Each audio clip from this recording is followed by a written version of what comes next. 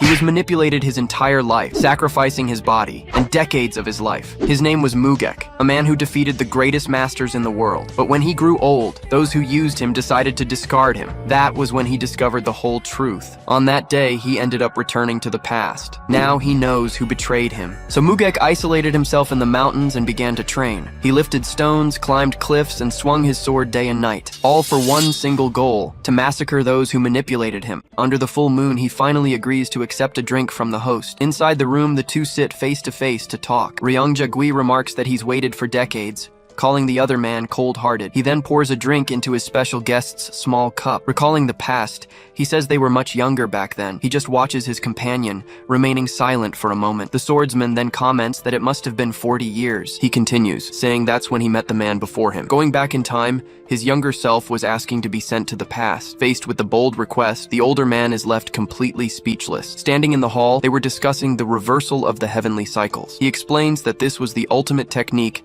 and the legacy of his clan. Despite getting close, he confesses he had to give up on the research. Angrily, he crumples the papers because the 5 components were impossible. He stresses that it was impossible to gather all the items in one place. Smiling, he agrees to perform the ritual if all the items are brought to him. First on the list, he names the Thunderbell from the Wind River sect. Next, he mentions the Censer of Divine Mysteries from the Heavenly Dragon clan. He also asks for the essence of a 10,000-year-old carp. And lastly, he speaks of the evil spirit from the demonic cult. Remembering this, he explains that the man gathered all the items over the decades. Back in the present, he confesses that he even thought the warrior was dead. Impressed, he can hardly believe it, and asks how he managed to accomplish such a feat. After a sip, the swordsman says he cursed the ritual when he heard the list. Ryungjagui just listens in silence, holding his own drink. Thinking about the past, he notes that the man is no longer a youth. Taking a drink, he finally asks why he wishes to go back in time. With force, the warrior places his bowl back on the table. Staring intently, he replies that his only reason for going back is revenge. At this answer, the old man is completely shocked and speechless. He questions if revenge is impossible,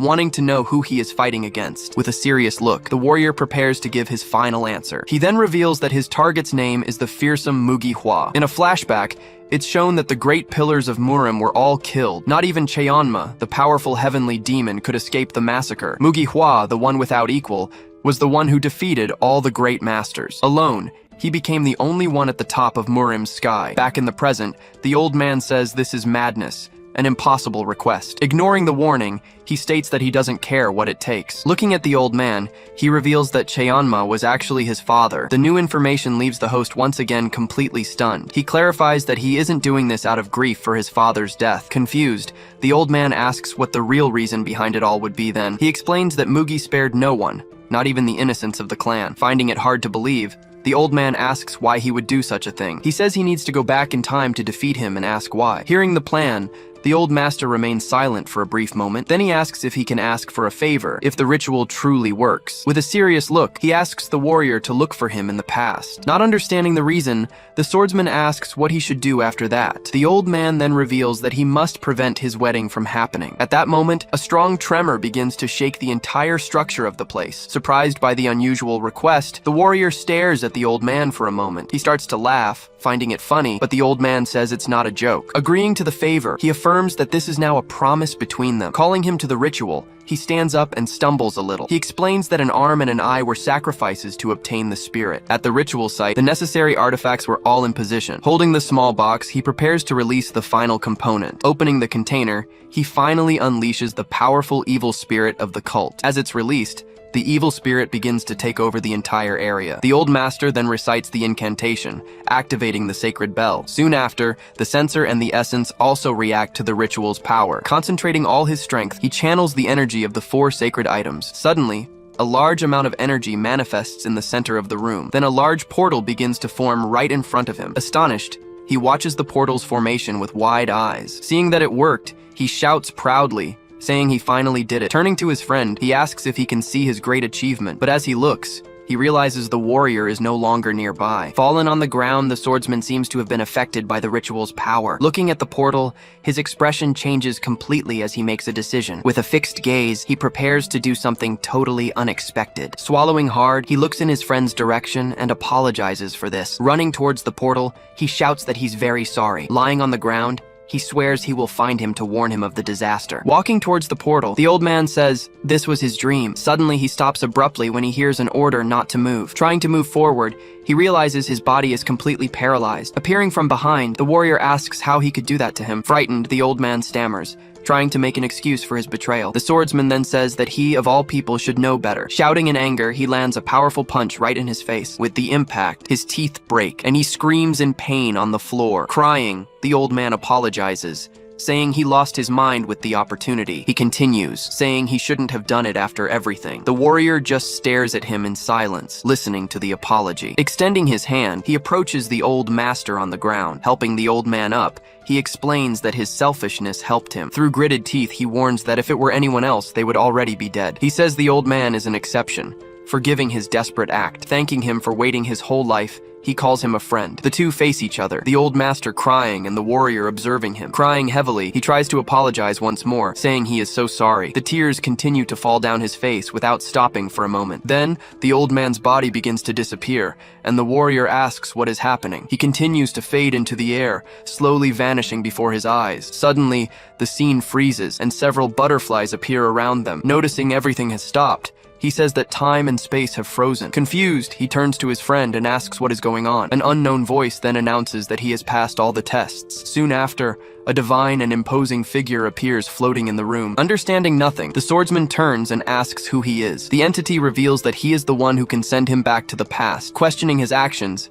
he asks how he would defy the natural order. Revealing the truth, he says that the sacrifices made were the true requirement. He explains that forgiving Ryangja was the final test for him to pass. The entity congratulates him, saying he overcame the most difficult stage with ease. Since he passed the tests, he asks the great entity to grant his wish. Then the entity asks what he intends to do when he goes back in time. Smiling, he replies that he will kill the culprits and save all the innocents. At that, the entity asks what regrets he carries with him. Shouting, he reveals that he regrets everything, as he never lived his own life. Hearing his outburst, the divine entity just watches him with a serene expression. With interest, the entity says it will watch his new life attentively. At that instant, the butterflies gain color, and time returns to normal. Seeing his friend back, he admits he doesn't quite know what to say. He remains silent, processing everything that just happened there. His friend then reminds him not to forget the request about the wedding. Turning his face, the warrior just listens to his companion's final reminder. Bidding his friend farewell, he walks directly towards the time portal. Watching him leave, the old man shouts desperately, trying to get his attention. He then screams that it's a promise as the warrior disappears. In the blink of an eye, he opens his eyes in a new era. Arriving in the past, he finds himself in the middle of a very agitated crowd. Observing his surroundings, he analyzes the situation he is now in. In front of a statue, he realizes he has finally managed to go back in time. Meanwhile, the entire crowd celebrates and shouts in celebration of the event. With a smile on his face, he confirms that he really has returned to the past. Suddenly, he spots something in front of him that leaves him very surprised. His expression changes completely when he sees who is at the center of attention. Looking at the platform, he sees a familiar figure on the main throne. Seated on the throne, the great leader observes the crowd with an imposing air. He stares at the powerful figure who is the great heavenly demon, his father. Turning his face, the young warrior calls for his father in a low voice. Attentive, the father seems to notice something coming directly from the crowd. With a calm expression, the young warrior watches the entire scene intently. Then a challenger shouts, asking how long the young master will make him wait. Slamming his giant sword on the ground, he shatters part of the arena floor. He then yells, demanding that the fight begin at once. Facing his opponent, he simply agrees to finally begin the great confrontation. Smiling, he begins to tell everyone that this is a special day. He then declares that the day of the demon's challenge has finally arrived. Announcing his decision, Cheonma warned that succession would not be limited to his bloodline. With this news, everyone in the sect was stirred by the new opportunity. To make it official, he organized a martial arts tournament called the Demon's Challenge. To the victor, he offered the chance to challenge one of his sons for a wish. Taunting the young master, the challenger says there's still time to give up. He just stares at his opponent, ready for the fight that is about to begin. Without a word, he remains calm as he watches the man before him. Remembering that day, he recalls the insult of being chosen as an opponent. But he remembers there was another reason his rival chose him. In a flashback, he explains that his food was sabotaged with a paralyzing poison. Because of that trick, he was humiliatingly defeated in the duel. Desperate, he tried to tell his father about the sabotage, but got no response. He remembers receiving only a cold, disapproving look from the great Cheonma. After the loss, he trained recklessly, distancing himself from the line of succession. Coming to a conclusion, he understands that defeat was the start of all his failures. Back in the present, the opponent shouts, asking how long he's going to wait. Staring at the challenger, the young master watches him in complete silence. Then he asks what the warrior's name in front of him was again. Annoyed, Pyong-ho-gu shouts his name and asks if that was a taunt. As the fifth of the 7 disciples, he was one of the demon lords. He then remarks that his opponent seems quite confident to provoke him like that. Looking at the throne, he finally seems to understand something very important. From the look on his face, he realizes his father already knew about the poison. He understands that his father just wanted to see how he would fare on his own. With his knowledge, he could defeat him, but he decides not to reveal his strength just yet. Raising his fist, he prepares to make a declaration to everyone there. Shouting loudly, he declares he will fight Pyong-ho without using his chi. Completely shocked, the crowd and his opponent don't understand his decision. Immediately after,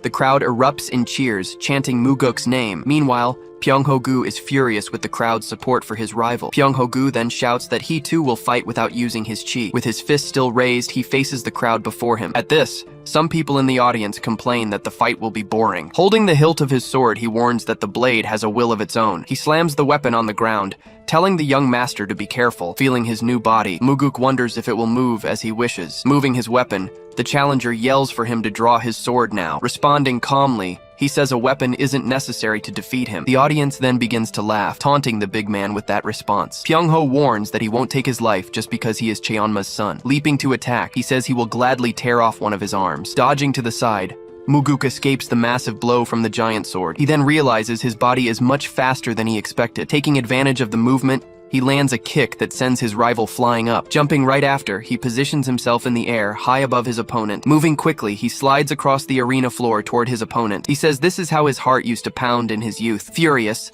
the challenger calls him a brat and grinds his teeth. Shouting in fury, he asks how he dares to laugh and attacks with his sword. Dodging the blow, he acrobatically leaps over his opponent. Still in the air, he lands a powerful elbow strike right in his rival's face. Unable to react, Pyong-ho just chokes from the force of the impact. The blow breaks his nose, sending blood gushing everywhere. Without giving him time to breathe, he follows up with a strong punch to the chest. The fist connects with force, splattering more blood all around. Grabbing him by the neck, he readies the next attack with a closed fist. Then, he unleashes a sequence of fast, brutal punches to the face. The barrage of blows continues relentlessly, hitting his opponent over and over. Already unconscious, the challenger's face is left completely bloodied and beaten. Finally, his body collapses to the ground, ending the fight. Stomping hard on his hand, Muguk stops him from reaching for the sword. Then he asks if that was the hand he used to deliver the vial. Completely shocked, the challenger can't believe what he's hearing. Without hesitation, Muguk stomps harder and breaks his opponent's arm. As his rival screams in pain, he just stares at him with a cold gaze. Seeing the brutal scene, the crowd reacts as Pyong-ho remains on the ground. Before his defeated opponent, he is cheered on by the watching crowd. Reflecting on the journey, he knows the cost was too high to fail. At that, Cheonma raises a hand to silence the entire crowd. Surprised, everyone in the venue stops shouting and immediately looks to the throne. From his throne, he reminds them he promised a wish and tells the victor to speak. Standing in the arena, the young warrior faces his father, preparing for his request. Thinking about what to ask for, he knows everyone expects a weapon or a technique. With a serious expression, the leader simply waits to hear the final decision. Determined to follow his instinct, he prepares to announce his wish. He then reveals that his wish is to go hunting with his father. Faced with the request, the great Cheonma stares at him in complete silence for a moment. Defeated, Pyong-ho-gu remains kneeling on the ground as the crowd watches. Surprised, the leader asks if he really wants to go on a hunt with him. Confirming the request, he says he heard about his past and wants to learn. With narrowed eyes, he stares at his son for a moment before deciding. At this,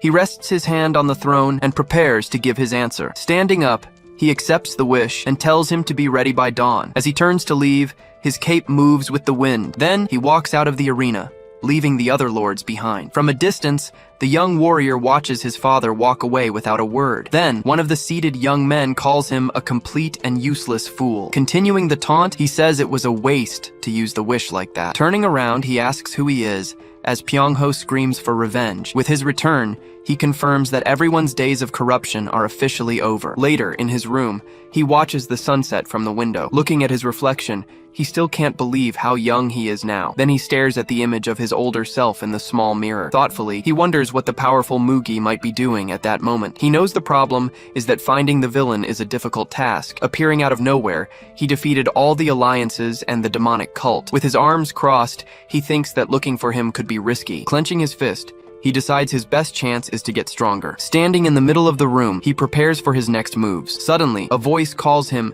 "Young Master," interrupting his thoughts. Coming from the door, a woman congratulates him on his incredible victory in the duel. Surprised, he turns and recognizes her, calling her by the name Anne. Smiling, she introduces herself as Anpei, his sworn personal bodyguard. He recalls that at the time, he didn't realize her build was from martial training. Her secret technique was the stone skin shell, which hardened the skin. Remembering the past, he recalls her throwing herself in front of Mugi's sword. Thanks to her sacrifice, he managed to escape that terrible confrontation alive. Confused by his gaze, she asks why he's staring at her like that. He then remembers that her voice was always very pleasant. Recalling the past, he admits he only saw her as a simple guard. He never truly valued her presence by his side. Standing face to face, the two stare at each other for a moment in silence. Then, he realizes her presence was greater than he had imagined. Not understanding why, she continues to stare at him with a confused expression. In a flashback, he recalls that Anne Lee was known as the Great Beauty, but he remembers that one day she appeared before him, completely changed. Smiling, she promised to protect him no matter what. He realizes that back then, he didn't notice the tears she shed alone. Regretfully,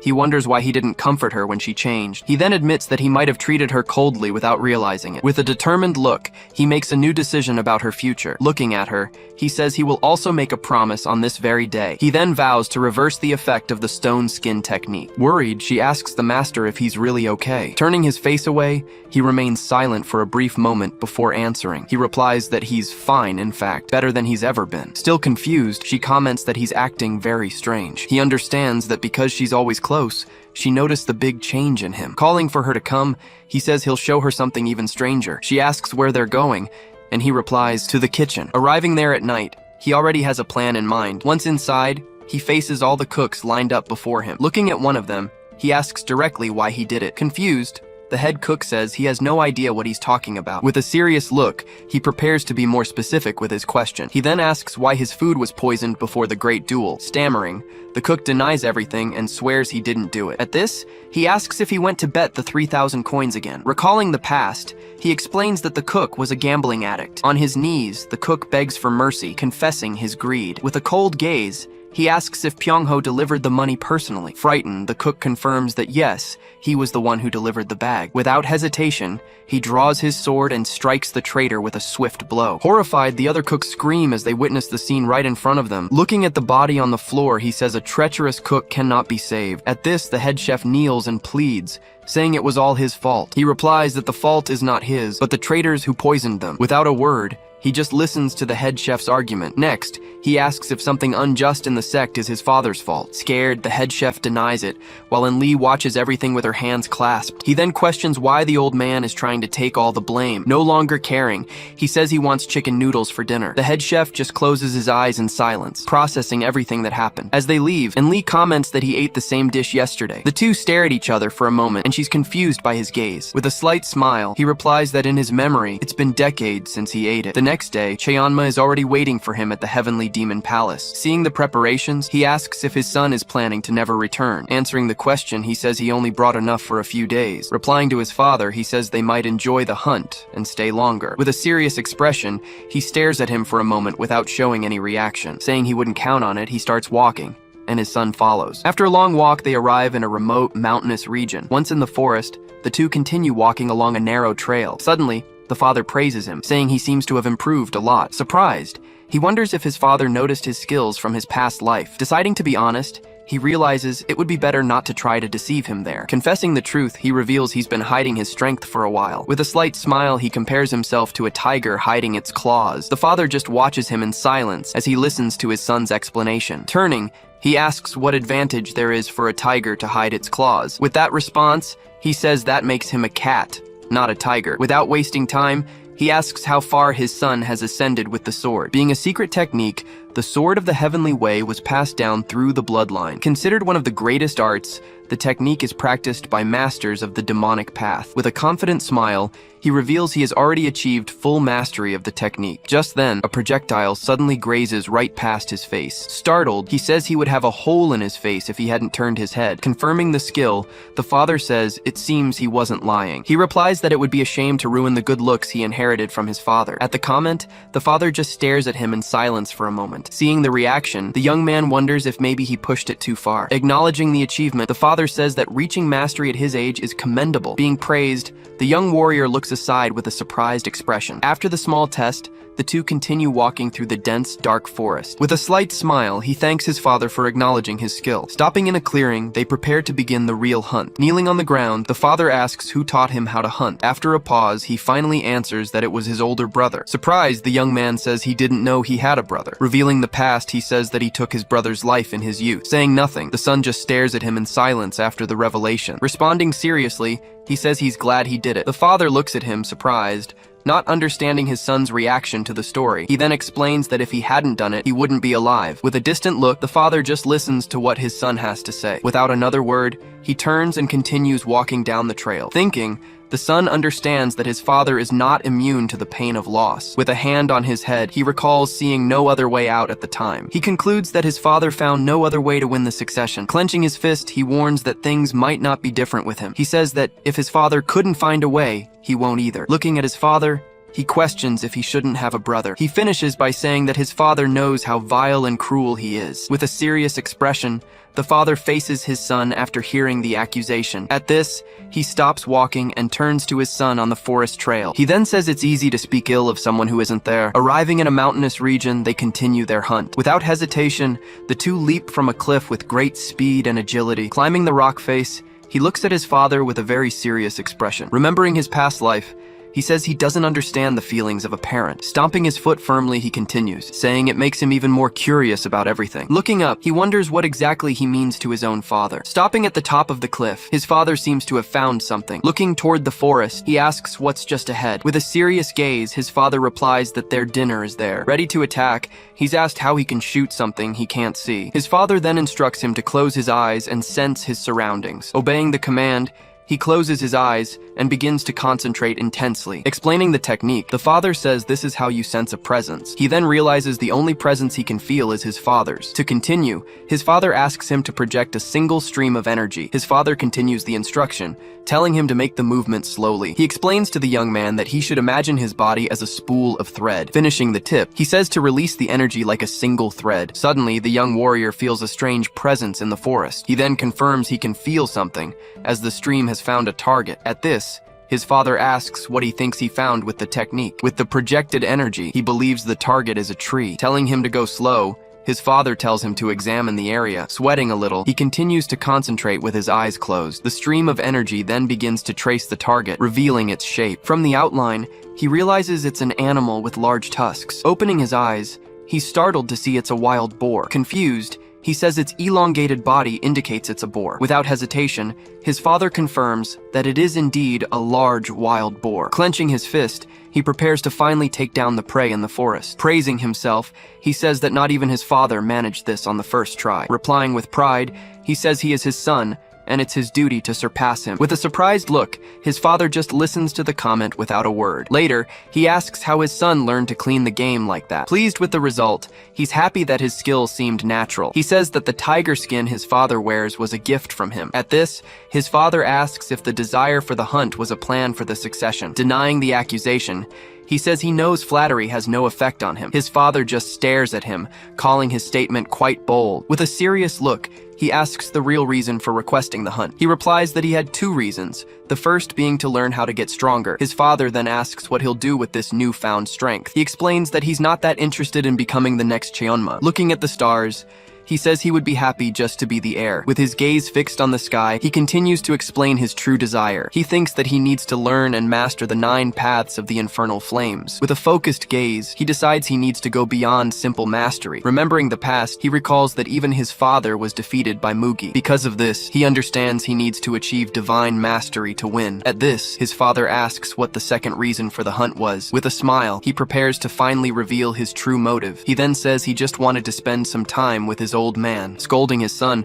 he warns that this kind of sentimentality could get him killed. Responding with confidence, he says being with his father isn't mediocre. Faced with this answer, his father just stares at him in silence for a moment. With a surprised look, he seems to be processing his son's words. Turning his face away, he averts his gaze, perhaps hiding his true reaction. The two fall silent, watching the fire for a brief moment. Recalling the past, he says he doesn't have good memories of his father. He then warns that this time, he won't be collecting bad memories with him. Seeing the dawn break, he comments that it's time for them to head back. His father says that, at the very least, he should bring a tiger back. Not understanding the suggestion, he stares at his father with a confused expression. Telling him to stop standing around, his father orders his son to follow him. With a determined look, he replies yes and follows his father immediately. Arriving in a bamboo forest, they continue their search for prey. His father then warns that the target is 1,000 feet away. He instructs his son to attune to the wind and let his energy flow. Reflecting, he realizes he never thought of letting his energy flow with the wind. With his father's command, he prepares to release his energy again. Explaining further, his father says the projection needs intention and speed. The energy then begins to move,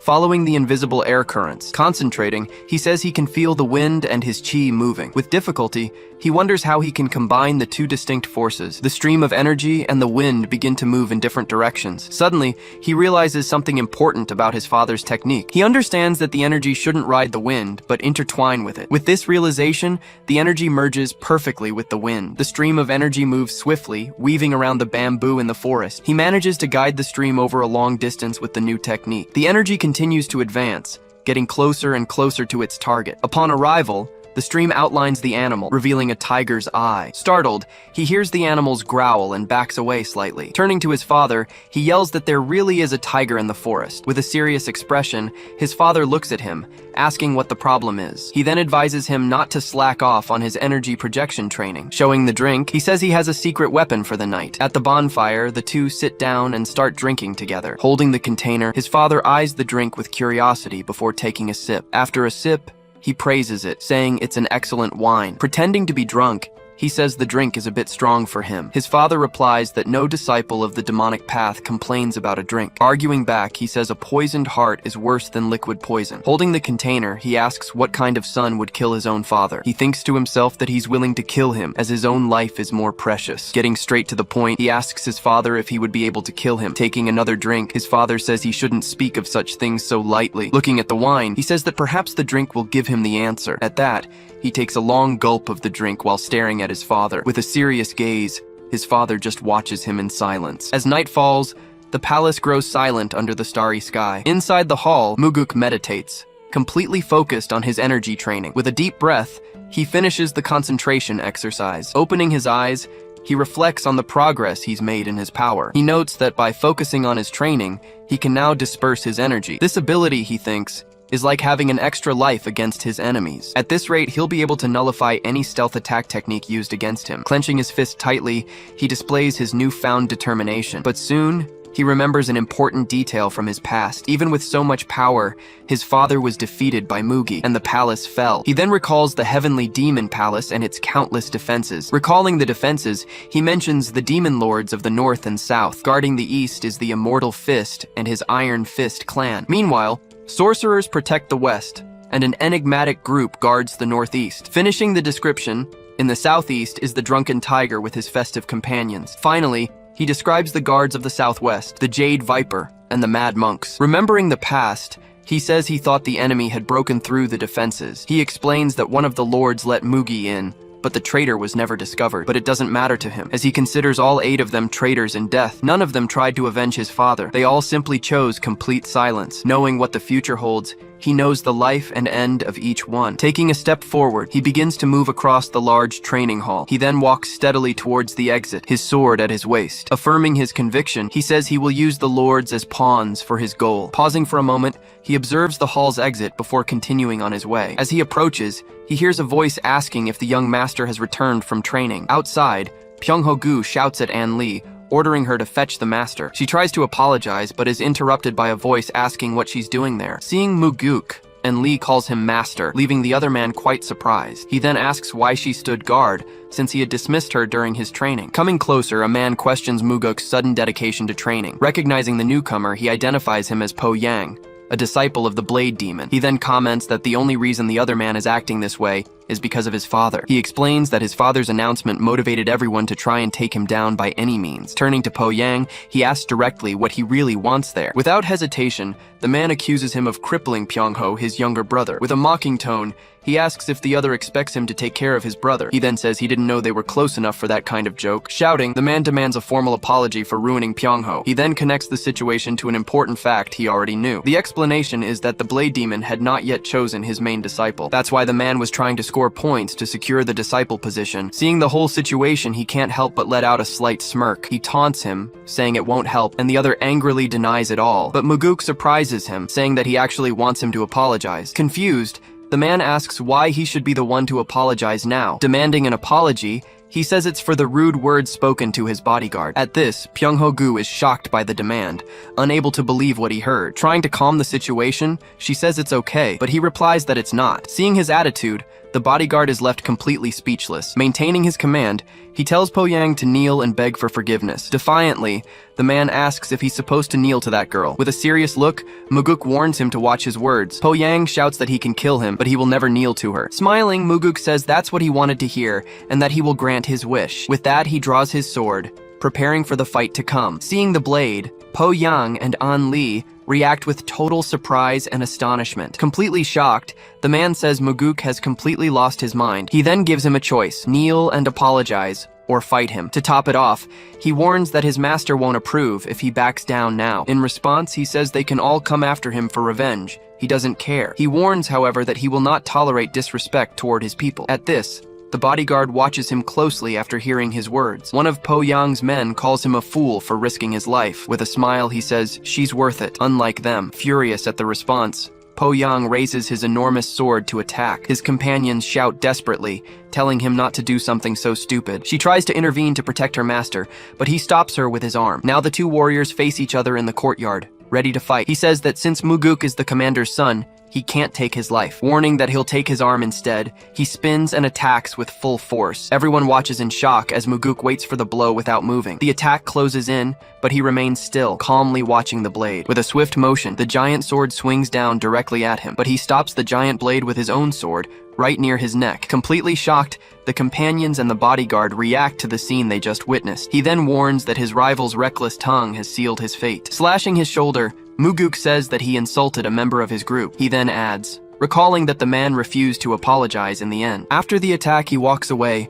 leaving the three men fallen in the courtyard. As a result of the blow, Po Yang's shoulder bleeds heavily onto the ground. With a serious expression, he stands still after finishing the swift combat. Running in despair, the companions scream as they see their sect brother lying on the ground. One of them then threatens Muguk, yelling that he will pay dearly for this. Seeing their reaction, he says the two seem to share their friend's foolishness. He then orders them to deliver the message without changing a word, or he will find them. Carrying the wounded man, they retreat from the scene under Muguk's gaze. Approaching him, An Li asks why he did all that. She continues, questioning what he was thinking, saying it wasn't worth it. Observing her reaction, he notes that she seems more worried about him than herself. He explains that he didn't do it for her, and she warns him about the Blade Demon. Saying her fear is justified, he mentions the power of the demon lords. He recalls that he crippled one of his disciples, and has just defeated another. Still, he believes the Lord won't react, so as not to appear weak, but she insists, saying his attitude could hurt the Lord's pride. Ending the conversation, he says the Lord doesn't waste time on petty pride. Approaching her, he tells Anne not to worry about anything at all. She stares at him,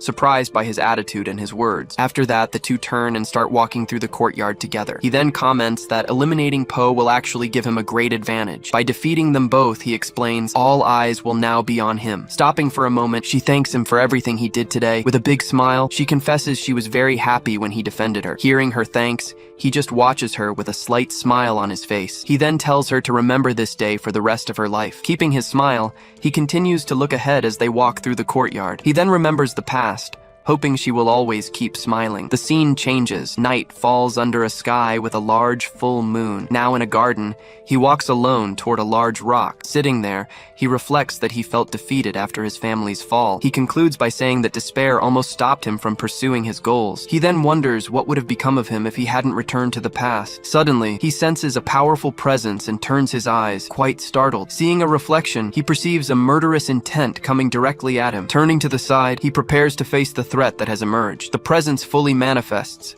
revealing an imposing figure right behind him. The shadowy figure of an old warrior stares at him with great intensity. Seeing who it is, he braces himself for what might happen next. Before him stood none other than the fearsome blade demon himself. Not expecting the visit, he wonders if he could even dodge a blow. Despite his knowledge, he admits the Lord's mastery is superior. Feeling the pressure from the blade, he turns to face the man head-on, but instead of attacking, the Lord just sits down next to him on the rock. The blade demon then stares at him in silence for a brief moment. Then he breaks into a huge smile, showing the boy all his teeth. Poking him with the sword, the Lord asks why he did all that. With a nervous smile, he replies that the other guy was crossing the line. Hearing the answer, the Lord simply reacts with a single, simple question. He then asks what kind of fool would pick a fight with Cheonma's son. Closing his eyes for a second, he seems to think over the whole situation. Suddenly, he slams the sword down right next to Muguk's foot. He then threatens to take his head to his father to see what he thinks. Unfazed, he says he doubts his father would be happy about that. Amused, the Lord smiles at the bold answer he just heard. Pulling the blade away,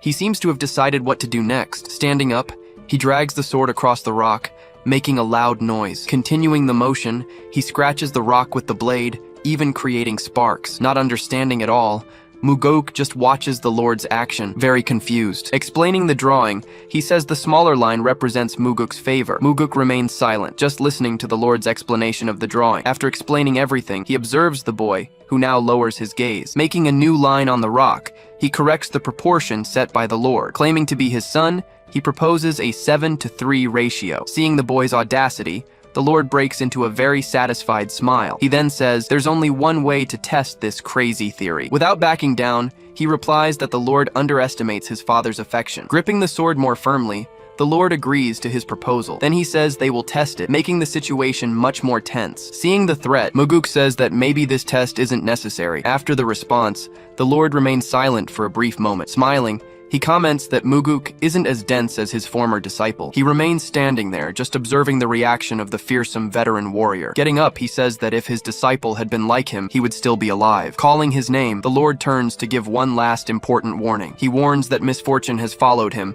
so it would be better if they didn't meet too often. With a faint smile, he replies that he will remember that warning well. After the Lord leaves, he notices something and suddenly turns his head. He reacts with shock as the Lord has simply vanished from before him. He then looks up, seeing the Lord leap and disappear into the darkness. Alone again, he remains standing next to the large rock. With a pained expression, he suddenly brings a hand to his waist. He then clutches the spot, bending over slightly from the injury. Lifting his clothes, he reveals the bruises left by the sword's pokes. Remembering the pokes, he calls him a cunning old man for that move. He then comments that the Lord doesn't seem to be a wild or reckless man. Standing alone, he says the Lord always calculates all his moves. The repeated threat, according to him, meant the Lord was actually considering it. He continues, saying the Lord came to see him because of the duel, and now he needed to test him to see if he was a worthy successor. Unleashing his energy, he prepares for what's to come. Back in the hall, he continues to meditate, further honing his skills. His energy flows powerfully, a testament to his constant training. Sensing a presence, he opens his eyes, realizing he's no longer alone. Meanwhile, a mysterious figure lands on the roof,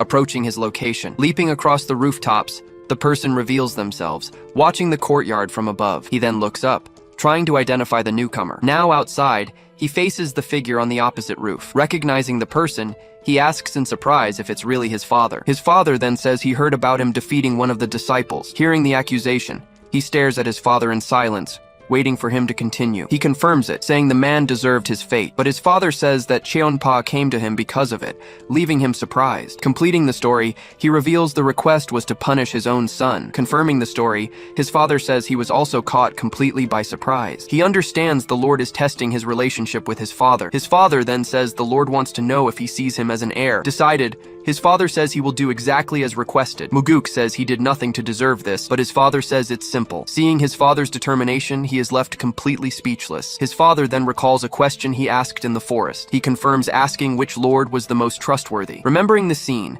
he had asked which of the 8 his father trusted most. He remembers his father didn't give him a straight answer. Looking at his son, his father reveals he trusts none of the lords. He then reveals he trusts no one, which completely surprises Muguk. Telling him to cut the chatter, he demands to know what his son really thinks. After the command, the two stare at each other in silence for a long time. Lowering his head, he finally begins to say what he truly thinks. He states that at some point they all lost the right path. Listening intently, his father processes his son's declaration about the path. He then confirms that yes, they have indeed lost the path they were following. Challenging his son, his father asks him to explain this so-called right path. Responding firmly, he says their path is to hunt evil. At this, his father questions if that is truly the cult's belief. He confirms, and his father then asks who their true enemy is. Revealing the truth, he says their mortal enemy is evil itself. He continues, describing an evil so cowardly that even demons would be disgusted. Explaining further, he says that others are like lambs against hungry wolves. Without a word,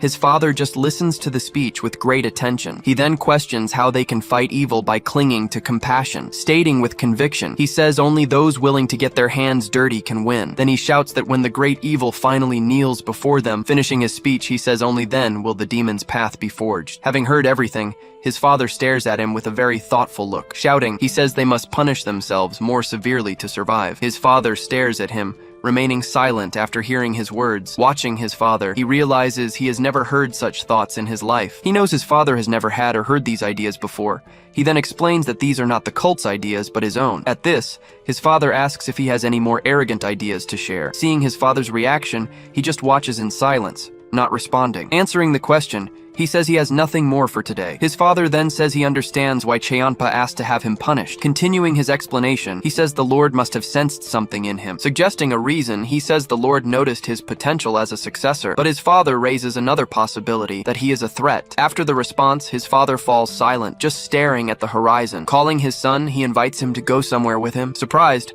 Muguk asks where they're going so late at night. They arrive at a place with a strange inscription at the cave entrance. Stopping before the door, he and his father observe the cave's entrance. He recognizes the place as the Halls of Ascension, a testing ground. According to him, the success rate is 50%, making it very dangerous. He remembers his brother never dared to go there because it was so dangerous, but he also knows it's a necessary test to become a Cheonma. He asks his father if he's really expected to go in there. Surprised, he asks how long it took his father to get out. His father answers bluntly, saying it only took him 2 months. Shocked, he recalls that it took his father 2 months, even though he's a genius. His father then reveals the average time to get out is 3 years. He asks if his father wants him to go in unprepared, as a punishment. Seeing his father's silence, he just stares at him, waiting for an answer. In disbelief, he asks if his father would really send him to his death. He continues, questioning if his father expects him to emerge stronger. Seeing his reaction, his father gives a slight smile, revealing his true intentions. Accepting the challenge, he says he will beat his father's time. With a smile,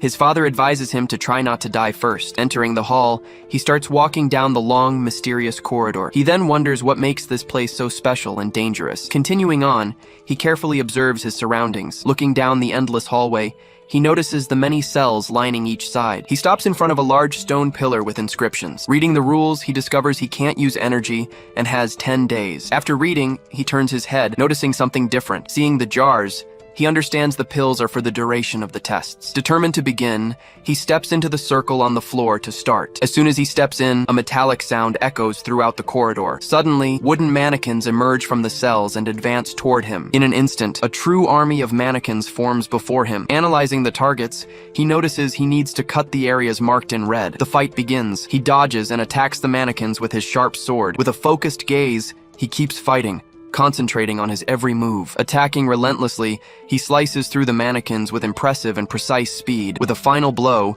he leaps and cuts down the last mannequin in front of him. The pieces of the mannequins fall and scatter across the corridor floor. He then remarks that it was easier than he initially thought. Suddenly, the destroyed mannequins begin to move and reassemble. Realizing the danger, he says he can't let them rebuild. Moving quickly, he tries to stop one of the mannequins from getting up, but even as he cuts them, the mannequins keep reassembling relentlessly. Leaping back, he distances himself to think of a new strategy. Quickly, the pieces of the mannequins begin to fit back into place. One by one, the mannequins reassemble, standing up, ready to attack. The floor trembles as the mannequins now surround him, ready for a fight. Seeing there's only one left, he readies himself for the round's final attack. Stomping hard, he uses the momentum to leap toward the mannequin. Flying through the air, he charges forward, sword in hand, for the final blow. With one last strike, he destroys the mannequin's core, ending the fight. Relieved, he says he almost got stuck for 10 days for letting his guard down. He admits that before his regression, passing the test like that would have been impossible. Having won, he turns and walks toward the door to the next challenge. Getting closer, he notices various writings on the walls of the narrow hallway. Reading the messages, he sees that others took many attempts to pass. He understands they are messages from everyone who came before him. Noticing a detail,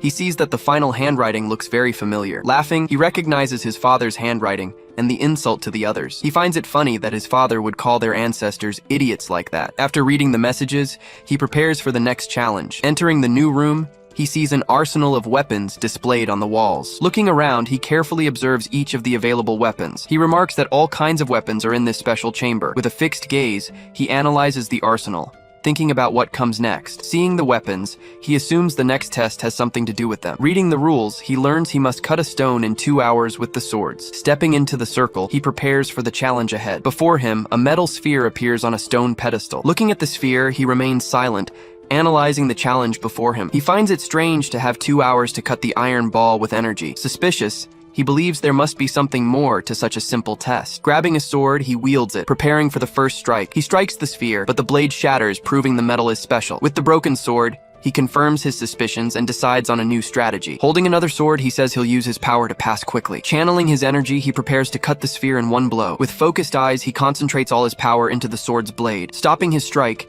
he realizes the test would be too easy this way. He then steps away from the pedestal, thinking he needs to rethink his strategy. He then wonders what the others did to pass this test. Looking at the messages, he reads that one person cut it with energy on the first try. Searching for his father's words, he finds the answer to his question. Reading the message, he understands the advice his father left behind. He finds it strange that his father added the extra line about losing his cool. Rereading the rule, he realizes he can use energy, but he isn't required to. With this discovery, he understands the test is about cutting it without energy. Grabbing a sword, he begins to strike the sphere with all his might. Now using a hammer, he keeps trying to break the metal sphere. Even with the hammer, the metal sphere remains intact, without a scratch. Panting, he wonders how to cut the sphere without energy as time runs out. In a moment of desperation, he considers just using his power. Gritting his teeth, he fights the temptation to use energy to win. Exhausted, he lets out a long sigh, unsure of what to do next. But he remembers that his father somehow managed it without using energy. Suddenly, he has an idea of how his father might have passed. Releasing his energy,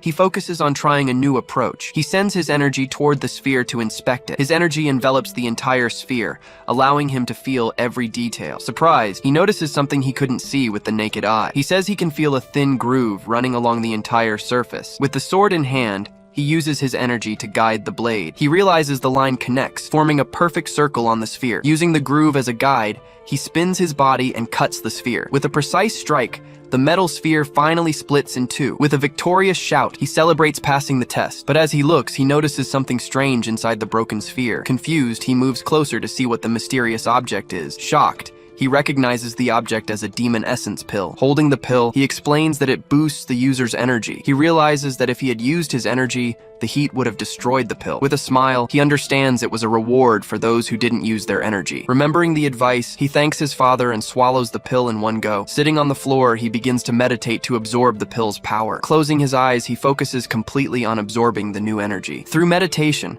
a great wave of power begins to flow from his body. His energy expands throughout the room, showing his new level. Finishing the process, he takes a deep breath, feeling the power he has just gained. Standing up, he feels the new strength coursing through his entire body. Clenching his fist, he tests the energy now flowing within him. He says he can now feel a power that is made up for his greatest weakness. Reading the pillar, the next rule says to distinguish between life and death. Not understanding, he wonders what kind of crazy test this could be. Before him, a stone board rises from the floor, revealing the challenge. Looking at the board, he finally understands what needs to be done. He realizes the challenge is to separate the medicinal herbs from the poisonous ones. Analyzing the board, he is certain that this is the test's objective. Remembering the past, he recalls when he used to search for materials for Ryongja. He says that since he can identify herbs, the test will be very easy. Reaching out, he prepares to choose the correct herb on the board. Picking up the plant, he states that it's the only one that isn't poisonous. After his choice, the board descends back into the floor. Suddenly, the board rises again, revealing a new set of herbs. Seeing the new round,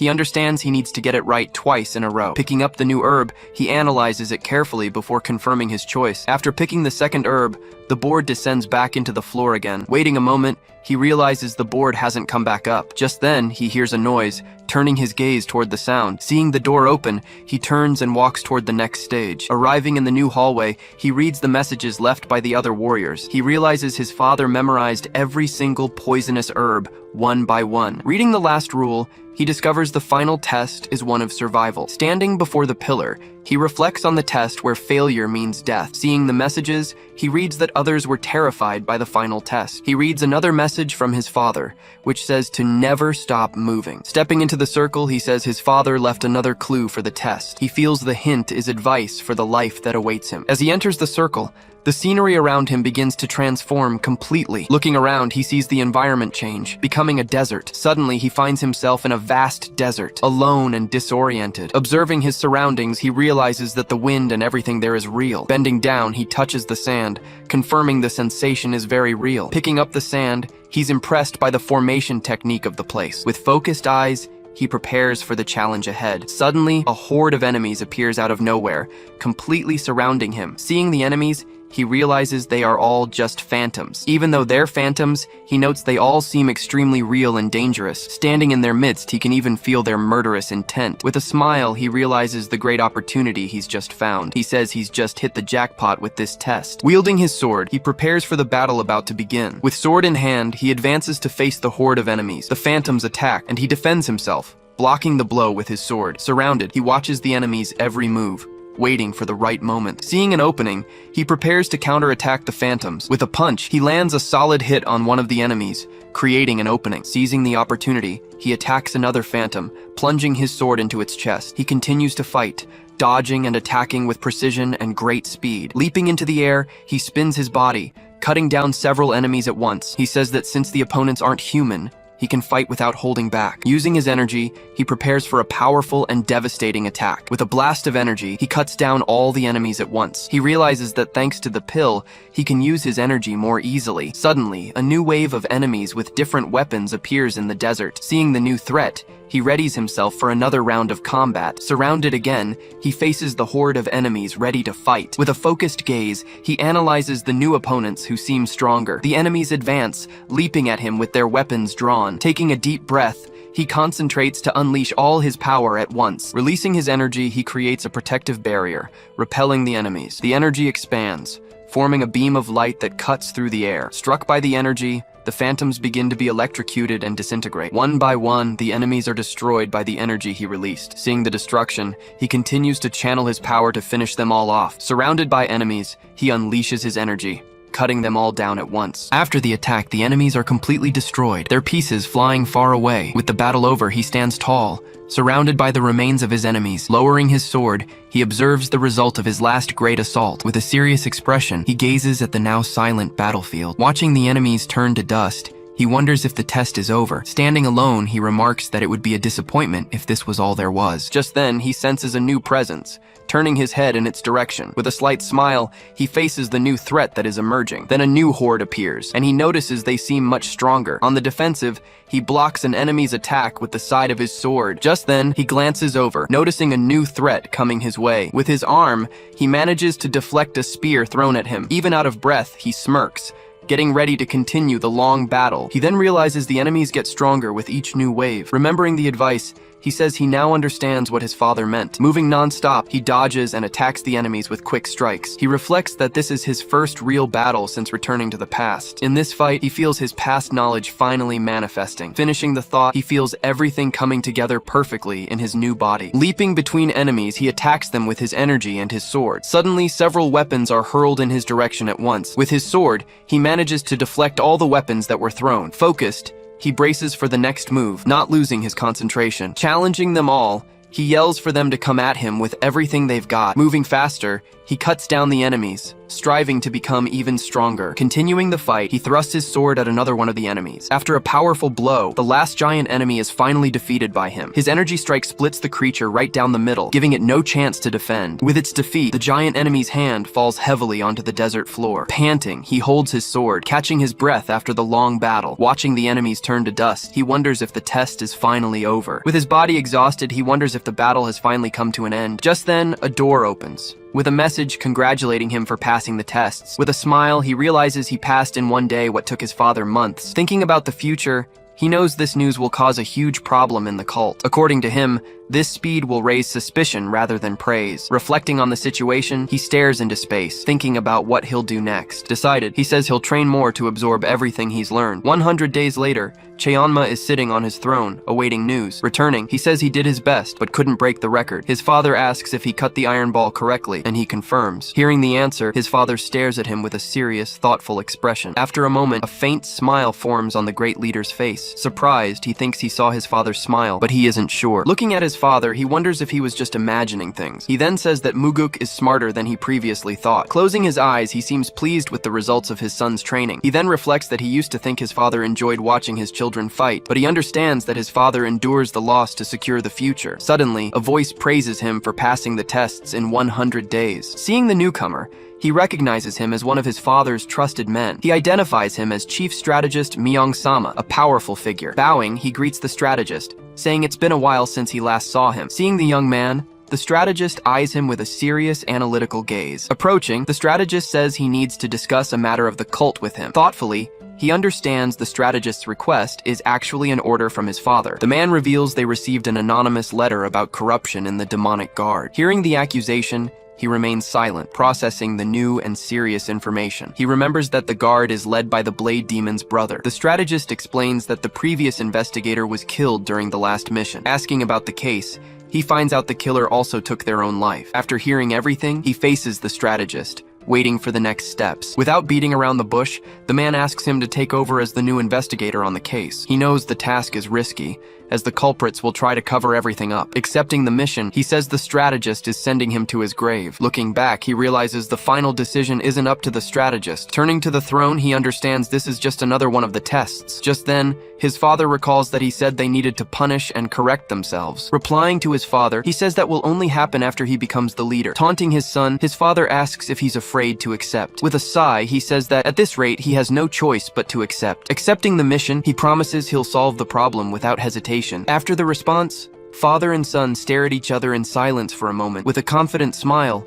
he says he'll put on a good show for his father. He then invites his father for a drink since it might be the last time. But his father gets up and leaves without responding to the invitation. Seeing his father's reaction, he stands still, watching him walk away. He then comments that, deep down, his father is a very sensitive person. But the strategist says it doesn't seem that way, leaving Muguk a bit embarrassed. The scene changes as day breaks, illuminating the courtyard of the Grand Palace. A young man introduces himself as Daeryong Seo, an investigator from the Hwangchon office. Muguk just stares at him in silence, waiting for him to finish his introduction. He then asks why the young man is there, since he asked for the best one. Awkwardly, the young man replies that he must be the best-looking one then. With his arms crossed, he stares at the new investigator with a serious expression. Without wasting time, he says it's time to get to work. The investigator then asks if they're leaving now, and he confirms. Lowering his gaze, the investigator falls silent for a brief moment. As he starts walking, he asks what kind of man the guard commander is. Explaining the situation, he says the commander has led the guard for 8 years. He then comments that the commander seems to be very good at his job. Suddenly, he stops walking, interrupting their conversation. Seeing the sudden stop, the investigator asks what happened. Pointing out the truth, he says the investigator doesn't seem committed to this mission. Denying the accusation, the young man says he intends to do whatever it takes. Questioning his discouraged attitude, he hears the investigator say that nothing will change. After hearing the explanation, he remains silent, just observing the young man. With a worried expression, the investigator remains silent, looking down. Closing his eyes for a moment, he remains silent before the young man. Asking if he's afraid, Muguk hears the investigator say no. With a smirk, he recalls that the last investigator was killed in cold blood. The investigator then reveals that man was his direct senior at work. He continues, explaining to Muguk that the man was his great mentor. After hearing the story, he falls silent for a moment. Keeping his gaze lowered, the investigator remains silent after his revelation. Arriving at the palace, a guard asks where they're from, blocking their path. The investigator introduces himself and says he has business with the commander, telling him to step aside. Watching the scene,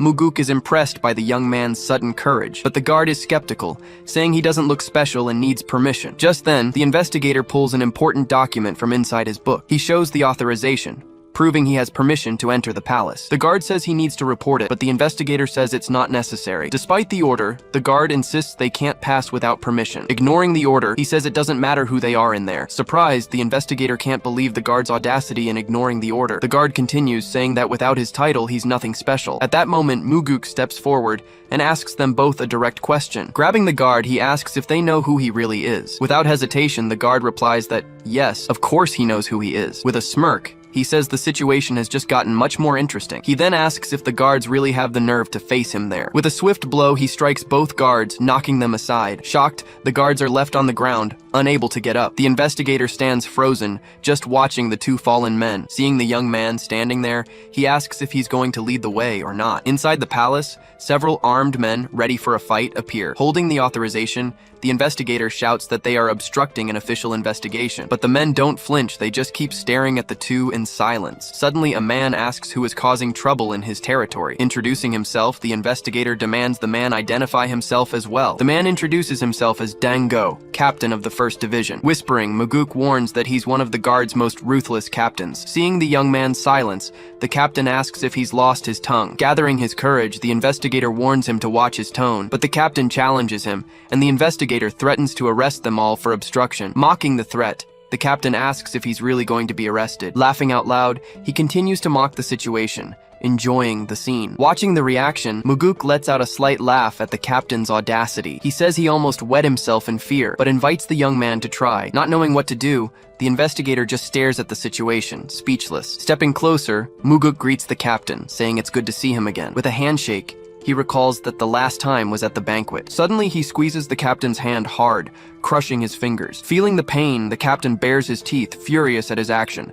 Asking to be let through, he threatens the captain, telling him not to test him there. Angrily, the captain says that titles don't make him immune to a stabbing. With a smile, he says he's curious to see if he can manage. The captain then says they'll see who hits the ground first. Thanking him for his cooperation, Muguk turns and goes on his way without hesitation. Going up the stairs, the investigator says he's never met that brute before. When he asks how, he hears Muguk say he gave his hand a little adjustment. Shocked, the investigator can hardly believe what he's hearing about the captain. Climbing the stairs, the investigator says the office is on the 7th floor. Arriving on the floor, a guard tells them they can't pass without an appointment. With a sigh, he wonders if people ever get tired of the same little act. He tells the guard to get out of the way, but the man says it's not possible. Showing the authorization, he hands it to the guard, who examines it. Explaining the situation, he says that to deny the order is to deny his own father. Seeing the authorization, the guard backs away, unsure of what to do next. He then asks if the guard is daring to challenge the leader's authority. Under pressure, the guards break into a cold sweat, unable to answer him. Seeing their reaction, he orders them to escort him to the commander's room. Sitting on his throne, a man receives them, welcoming them to his chambers. With a smile, he says his men were a bit overzealous. Seeing the man, Muguk recognizes him as Cheonyanggu, the commander of the guard. Analyzing the commander, he feels a strong concentration of energy coming from him. Looking over at the investigator, the commander realizes Muguk's presence is quite strong. With a slight smile, he prepares to speak with the commander of the guard. He says that, judging by his men, it seems they have too much free time. With a smile, the commander says that ignorance breeds courage in people. Refuting the idea, he says that smart people are just better at planning things. The commander then agrees, saying he must be getting old and out of touch. Seeing the reaction, he realizes the commander is playing along with his provocations. The commander asks why he's in charge, and he replies that it's a punishment. Surprised, the commander asks why his father would punish him. With a smile, he says he made a small mistake during the last hunt. The commander laughs out loud, amused by the story he just heard. Muguk realizes he was trying to figure out the reason for his presence. Curious, the commander asks why the investigation was reopened, but he confirms that a new anonymous tip came in. Shocked, the investigator can't believe he just revealed classified information. The commander says that leading an army like the Guard is quite exhausting. With a smile, he asks the commander to be patient with him, but the commander says Muguk has wronged him, and he isn't the forgiving type. He then points out that everyone knows the Blade Demon supports his brother. The commander agrees, but says he has always considered him the rightful heir to power. Laughing, He says the commander's words are a great comfort on his mission. With a smile, the commander promises his men will arrange accommodations for them. Before he leaves, the commander warns him to be careful during the investigation. Looking back, he sees the commander on his throne, watching him intently. He then asks if the commander is afraid he'll die like the last one. With a smile, the commander denies it, saying his father wouldn't have sent him. He then promises to keep an eye on him whenever he can. Thanking him for his hospitality, he says his goodbyes and starts to leave the room. After he leaves, the commander's expression changes, revealing his true face. Once outside, he and the investigator continue on their way through the palace. With a smirk, he says his father's intention was for one of them to die. Changing scenes, the strategist says the matter cannot be taken lightly. He continues, saying he should have gone himself instead of sending his son. At this, the father reveals that his son said they had strayed from the path. Surprised, the strategist asks if that's why he sent him there. Looking at the blade, he continues to watch the leader's reaction. He then says that if his son is going to talk the talk, he needs to be ready to walk the walk. Running his hand along the sword, he finishes by saying that his son needs to prove it. After hearing everything, the strategist remains silent, just watching the leader. Outside, a dead crow is hung up, causing a huge commotion. The guards complain, saying that hanging a dead crow is absurd. Arriving on the scene, they hear the guards complaining about the investigator's attitude. He notices that the most irritated are the men from the 1st Guard Division. Confronted, he and the investigator face the men, who shout at them. Suddenly, a man approaches with a very unfriendly expression on his face. With a serious look, he asks the man who he is and what he wants. Shouting, the man introduces himself as Ho Jiang, the captain of the 3rd Division. Whispering, the investigator says he's the most skilled among the captains. Approaching the man, he asks what made him so angry today. Pointing to the crow, the captain asks why he hung that thing up there. With a smile, he replies that someone from the guard left it on his bed. He then suggests that instead of complaining, he should punish the one responsible. After the response, the two stare at each other in silence for a long time. Decisively, he says he will start the investigation with the 3rd Division then. Confused, the captain asks what he intends to start right now. With a smile, he replies that he's obviously going to start the investigation. Not understanding, the captain questions the reason for starting so suddenly. He then orders the 3rd Division to hand over all its records. Continuing the order, he demands the stop and search logs and the ledger. Furious, the captain yells that he can't do that, even with his authority. The two then face off, with the tension between them growing ever stronger. Stepping forward, the captain stomps hard on the ground, ready for a fight. Unfazed, he warns that obstructing the investigation is the same as treason. His men hold the captain back, telling him to calm down and not attack. He then says he'll start the interrogation with the captain himself, right here and now. With no other option, the captain agrees, telling him to just get it over with. The scene changes. The day passes as the investigation continues in the room. Inside the room, he and the investigator question the captain about the case. During the interrogation, the two face each other, with tension thick in the air. Getting straight to the point, he asks how long the captain will keep pretending. Confused, the captain asks what he's talking about, not understanding the accusation. Without beating around the bush, he reveals that the captain was the one who sent the anonymous tip. Shocked, the investigator can't believe Captain Jiang sent the tip. He then wonders how the young master discovered this secret information. Suspiciously, the captain asks what makes him think he was the one who sent it. Seeing his reaction, he just watches in silence, waiting for the captain's response. Unable to deny it, the captain just stares at him with a serious expression. Clenching his fists, the captain asks, surprised, how he managed to find out. He explains that yesterday's challenge was to avoid suspicion from the commander. He also noticed that the warriors of the 3rd Division were the most disciplined. Continuing his explanation, he says that the loyalty of his men says a lot about him. After hearing everything, the captain remains silent, processing the words. But he reveals that wasn't how he discovered the truth about everything. He remembers that the investigator's information made him recall his past. He remembers that in his past, the strongest captain was killed. The captain explains that he didn't know if the letter would reach the right destination. With a serious look, he asks how the captain felt about his arrival. Being honest, the captain admits he thought they were completely screwed. With a smile, he asks if sincerity is a new trend among the youth. The investigator points out that he's younger than both of them. Wanting to know more, he asks what exactly has been happening in the guard. Unable to hide it any longer, the captain faces him, ready to reveal the truth. He reveals that the commander is using the guard for personal gain. Shocked, the investigator can't believe the serious accusation he just heard. He realizes the situation is more serious than simple bribery from clans. Confused, the investigator asks how this could be happening to them. The captain says that most of the guard is involved, including the 1st Division. Not understanding, he asks how the young master could know all this. He explains that the 1st Division was the first to block their path. Wanting to know more, he asks how the captain discovered the corruption in the guard. Lowering his head, the captain prepares to reveal the truth about the case. He reveals that the man accused of killing the investigator was a friend of his. Curious, he asks how close close the two of them were. With a pained expression, the captain purses his lips, remembering his friend. He explains that they took the exams together and were like a close-knit family. With a serious look, he asks who the captain thinks killed him. Without hesitation, he says he suspects the commander gave the direct order. He then understands that the scandal involves the commander and the 1st Division. Furthermore, he realizes that his father and the strategist sent him knowing this. He continues, saying they wanted to see if he could handle the situation. Commenting on the story, he says the captain seems to be a good friend. But the captain denies it, saying if he were,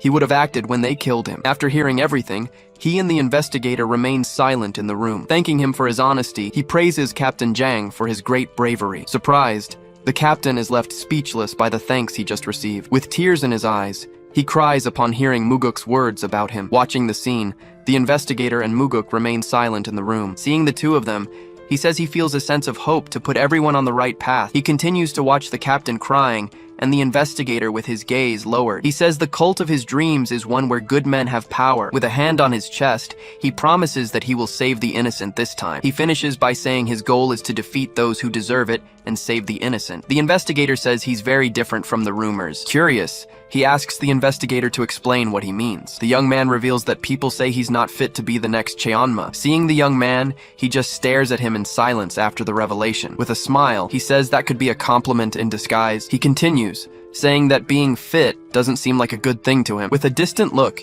he reveals he doesn't wish to rule through intimidation. He then says it's time for a great change to happen there. Surprised, the investigator just stares, not knowing what to say. With conviction, he states that the cult needs to shed its old skin. He continues, saying that if he fails, his family and the cult will be destroyed. The next day, a man shouts that there's a big problem at the palace. Running down the hall, he follows the man to see what happened. Arriving at the scene, he observes it with a serious, focused gaze. He sees an injured man on the ground, surrounded by several armed guards. A man yells at him not to take another step forward. Approaching, he asks Daryung how he is. Concerned about his injuries, the investigator says he's fine, but one of his colleagues was hurt. Seeing the injuries, he says the man needs a healer immediately. Seeing the men carrying the injured colleague, he glares at the captain angrily. Turning to the captain, he asks if he was the one who did this. With a smirk, the captain takes the blame, confirming it was him. Unfazed, he asks why the captain injured one of his men. The captain says the boy bumped into him and he just corrected him. With a serious look, he says the captain must have bumped into him instead. Hearing the accusation,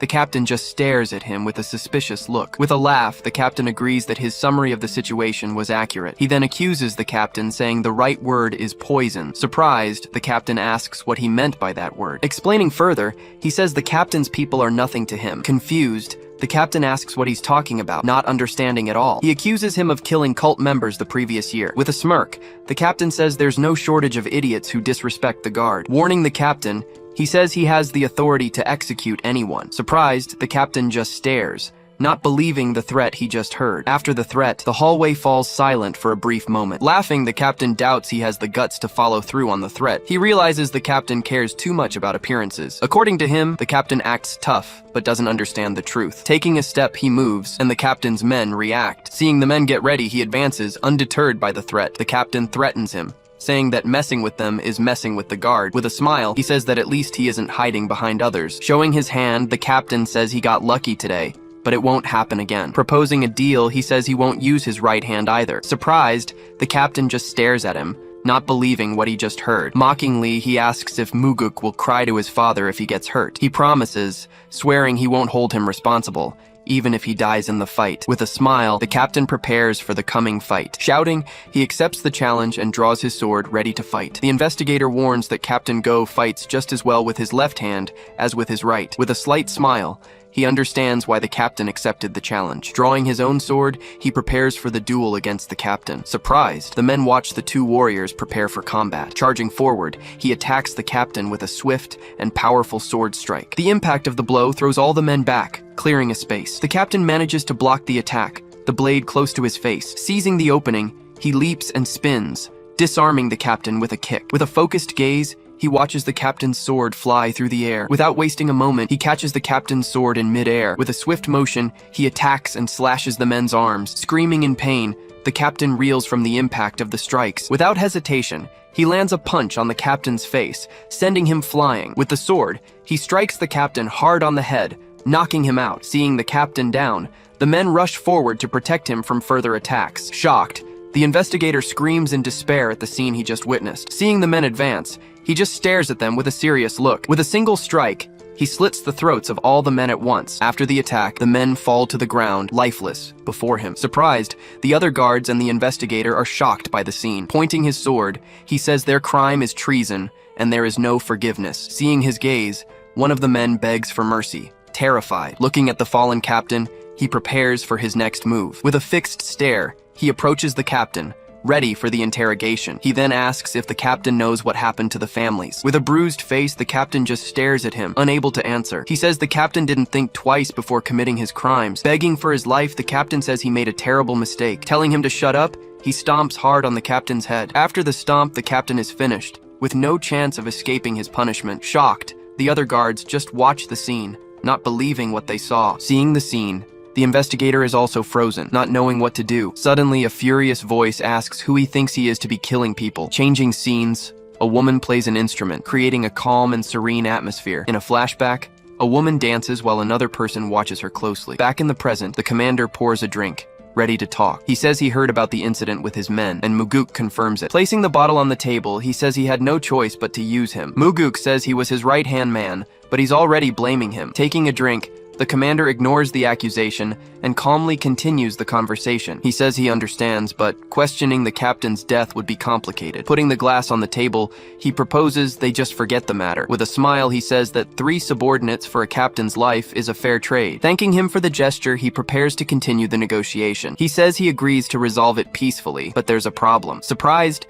the commander asks what kind of problem there could be now. He explains that he has no evidence to show, as he's on an official mission. The hard part, he says, is that the report involves the 1st Division. Holding his glass, the commander stares at him without saying a single word. He says that to close the case, he needs solid evidence. Taking a drink, the commander remains silent, ignoring the pressure he's applying. Without mincing words, he says the commander needs to hand over the culprits. Changing scenes, the investigator asks what the young master is doing there. He says he came to see his injured friend, and the investigator explains the situation. The young man then thanks him for sending someone to help his friend. Entering the room, he says the injured man is technically his colleague. After the response, the investigator remains silent, just observing the master. Suddenly, a voice greets him, saying it's good to see him again. Looking back, he sees a man approaching and recognizes him. He identifies the man as the demon doctor, the most skilled healer in the cult. The doctor says that luckily, the young man's life is not in danger. Asking not to spare any expense, he says the men were following orders. Seeing his determination, he just stares at him with a serious, focused gaze. He wonders why everyone is looking at him with such strange faces. Seeing the reaction, one of the men thanks him for helping everyone. Embarrassed,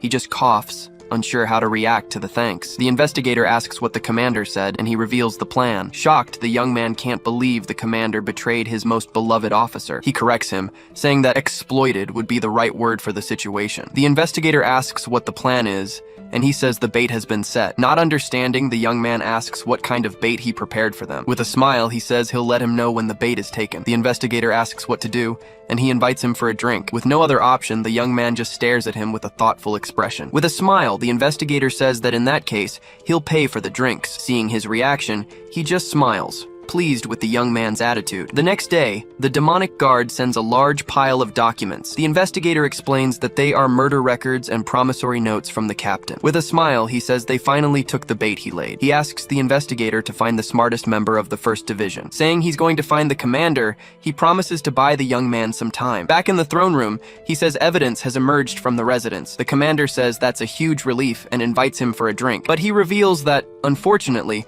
there's a small problem with the evidence. Surprised, the commander asks what the problem is with the evidence they found. He explains that the evidence was provided by the demonic guard itself, which is suspicious. Unconcerned, the commander asks if the source is really that important. Explaining the situation, he says the strategist will question the investigation's integrity. Thoughtful, the commander reflects on his words, considering the whole situation. He then proposes that he pretend to work, with the commander's blessing, of course. Seeing the proposal, the commander just stares at him in silence, without answering. He says he doesn't like the situation, but that it's just a formality. With no other option, the commander agrees and promises his men will cooperate. With a focused gaze, he prepares to explain his plan to the commander. He says he doesn't need classified documents, but rather other ones. With the man tied up, he explains that he's going to compare the handwriting. The man, Gu Yang, asks why he was brought to this place. With his arms crossed, he faces the man, ready for the interrogation. Without mincing words, he accuses him of forging the killer's record book. Denying the accusation,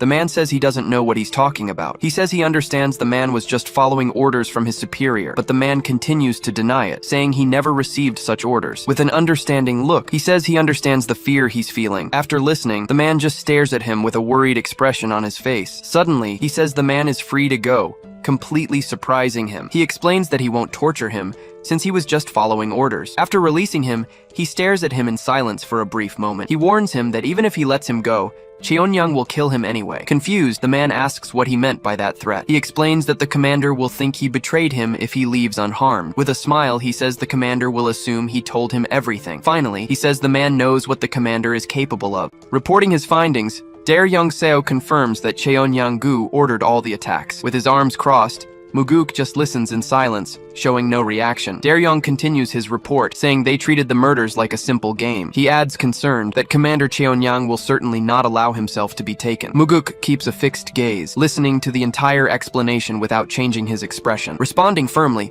he says the commander won't be arrested, leaving Young confused.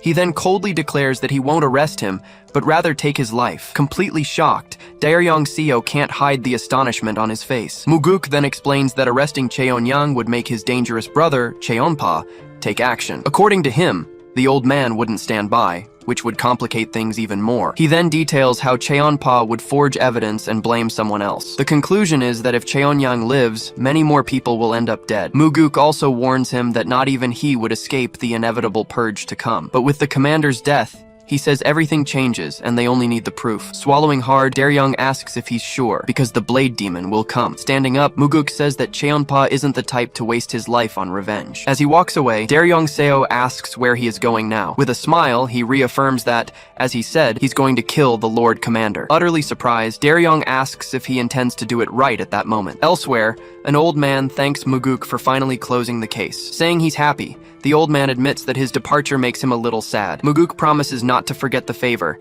and the man replies that he will never forget his help. He then comments that the old man won't forget because of everything he lost. Grabbing the bottle, he suggests they make a toast to celebrate. With a big smile, the man accepts the proposal, saying it would be his pleasure. Then, he starts pouring the drink into the cup of the man in front of him. Suddenly, Muguk breaks the silence and asks why he did it. Completely confused, the man asks what exactly he's talking about. Then Muguk questions him about why he hired the demonic guard. Holding the cup, the old man just stares at him with a very serious expression. Placing the cup on the table, he stares at Muguk with a serious expression. Replying, he says Muguk should have asked the late division captain about that. As he pours himself a drink, Muguk asks what a mere puppet would know about the matter. With a fixed gaze, Cheon-young asks what the young man is trying to imply. Staring him down, Muguk says he wants to know what he really thinks about everything. He then taunts him, saying his heart is filled only with malice, and shatters the cup. With a furious expression, Cheon-young asks if he has lost his mind. Calmly taking a sip, Muguk replies that Cheon-young is the only one who has truly gone mad here. Shouting that he's had enough of these games,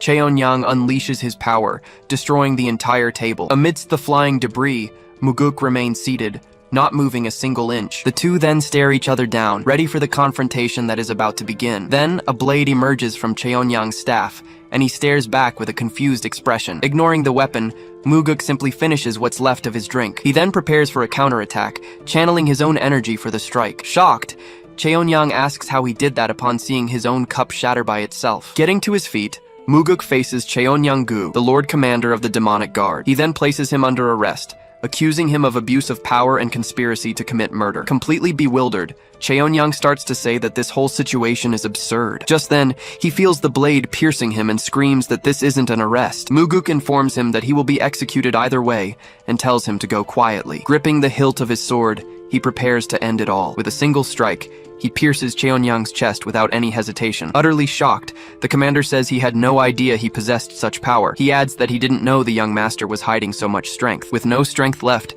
his head simply slumps forward in his final moment. Outside the room, the men watch the scene, completely paralyzed by fear. Sitting in the chair, Cheon-young's lifeless body marks the end of the confrontation. Turning to the crowd, Muguk announces that the commander was killed while resisting arrest. In silence, everyone present remains shocked, unsure how to react to what they've just witnessed. Shouting to Young, he orders the immediate arrest of the entire 1st Division. Accepting the order, Daryong-seo replies that he will do as commanded. Then, Muguk turns to Hojang and orders him to arrest the 1st Division. He shouts that he has the Cheonma's authority to execute his decisions on the spot. Firmly, Hojang replies that his will shall be done without question. His gaze turns serious, ready to carry out the new mission he's been given. Daryong-seo and Hojang exchange a quick glance before taking action. After giving the orders, he turns to leave the place. A faint smile appears on his face before he finally leaves the hall. Walking towards a grand palace, he heads for his next objective. Entering the main hall, he walks along the carpet towards the great throne. There,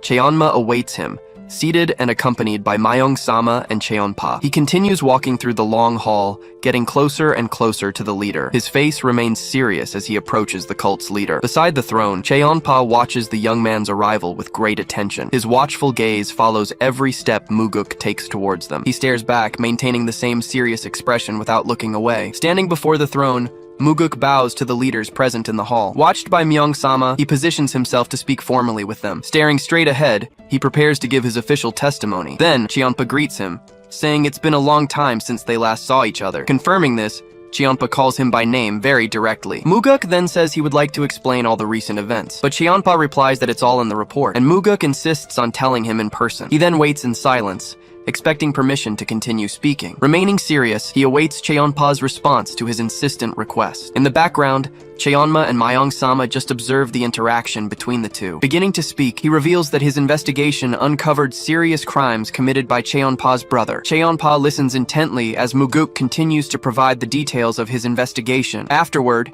he says that it's all right and that his brother should be punished, but Cheonpa questions why Cheonyang would attack him, since his crimes were exposed. Hearing the question, Muguk remains silent, not answering Cheonpa's query. In response, he suggests the commander didn't accept being arrested by someone so young. Then, Cheonpa reveals he saw the body, killed by a single blow to the heart. Commenting on the strike, he says that no one knew Muguk's true skill. Trying to answer, he begins to explain the situation to his master. He then says he should thank his father, as Cheonyang didn't use his full strength. Gritting his teeth, Cheonpa listens to the young man's explanation without a word. Saying he understands, he thanks him for his honesty, stating it puts him at ease. Afterward, Muguk apologizes, saying he feels bad for killing his brother. Without a word, Cheonpa just turns away, ending the matter with him. Seated on the throne, Cheonma merely observes the tense interaction between the two warriors. Keeping a serious gaze, Cheonpa stares at him without showing any specific emotion. Cheonma then suggests he go rest, as he has a funeral to prepare. Thanking him for the consideration,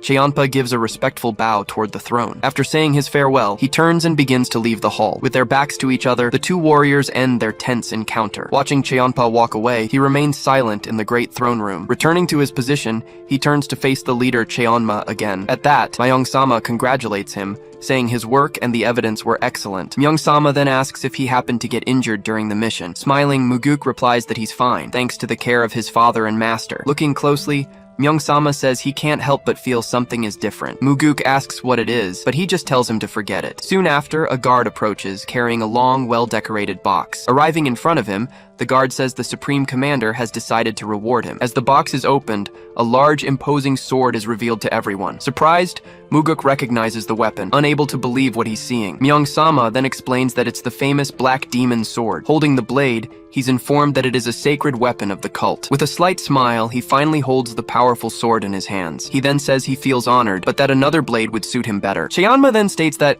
if there's a perfect blade for him, that's the one. Drawing the blade, he says he honestly thought his father knew him better. Wielding the sword, he displays the entire blade with a firm movement. With a slight smile, he comments that the blade effortlessly emits a chill. Without changing his expression, Cheonma watches him in silence from his golden throne. At this, Myung-sama turns to the leader, not knowing exactly what to say. Myung-sama then asks if he is happy to see his son so satisfied, but he sheathes the blade, saying he isn't sure if he deserves such a reward. Myung-sama reassures him, confessing he hadn't expected such a clean resolution to the case. Turning to the throne, he asks if the leader predicted this entire outcome. In response, Cheonma says the boy would be lucky just to get out alive. Hearing the answer, he just keeps his gaze fixed, showing no reaction. In a quick flashback, he's seen training hard in a dark forest. The memory continues, showing the moment he consumes an essence pill. The scene ends with the image of Cheon-yang's lifeless body in the chair. Looking to the side, he seems to finally understand the whole situation. Holding the sword, he says he knows why his father chose this blade. The reward was a clear message for Cheon-pa not to touch his son. Gripping the hilt tightly, he accepts his father's message and protection. With the sword in hand,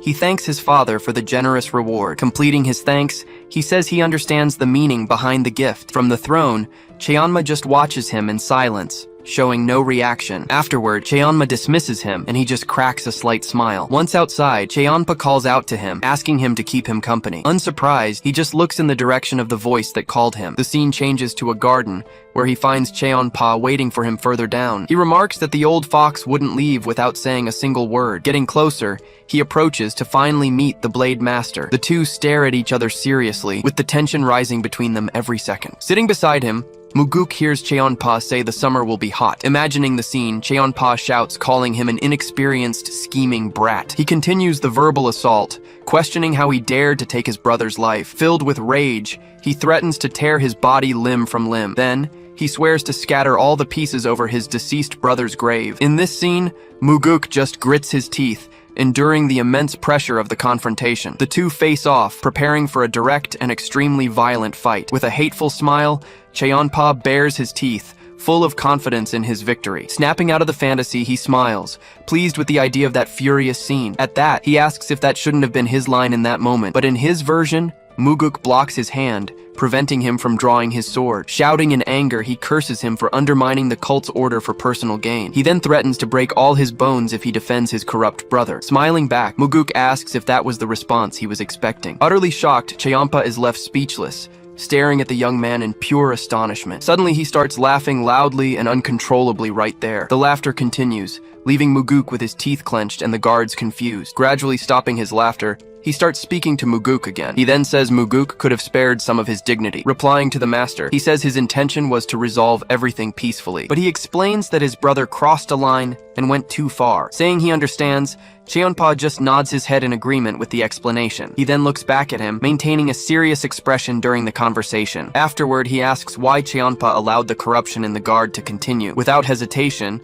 Cheonpa replies that his brother simply wouldn't listen to him anymore. He then admits that, in the end, he's no saint either. Confessing the truth, he says he felt relieved by Cheon-yang's death. He explains that he was relieved his brother could no longer drag him down. After the confession, the two sit in silence for a moment. Muguk then says he perfectly understands how his master is feeling. He reveals that he would feel the same if he heard about his own brother's death. He finishes by saying it would be a comfort not to have to get his own hands dirty. He faces Cheonpa, ending the conversation with his shocking revelation. Sitting side by side, the two remain silent for a long moment. Then Muguk looks to the side, staring at Cheonpa with a serious expression. Surprised, Cheonpa glances over, realizing the young man is watching him. His eyes narrow slightly as he tries to understand what's happening. Getting up, he says the summer will be hot, just as he said before. Leaving Muguk behind, he starts to walk away, holding his sword. As he walks away, Muguk says that luckily, he really likes the heat. Looking to the side, he watches his master leave without saying another word. Watching him go, he reflects on what just happened between them. He then continues to ponder, unsure of Cheonpa's next move. Looking at the sky,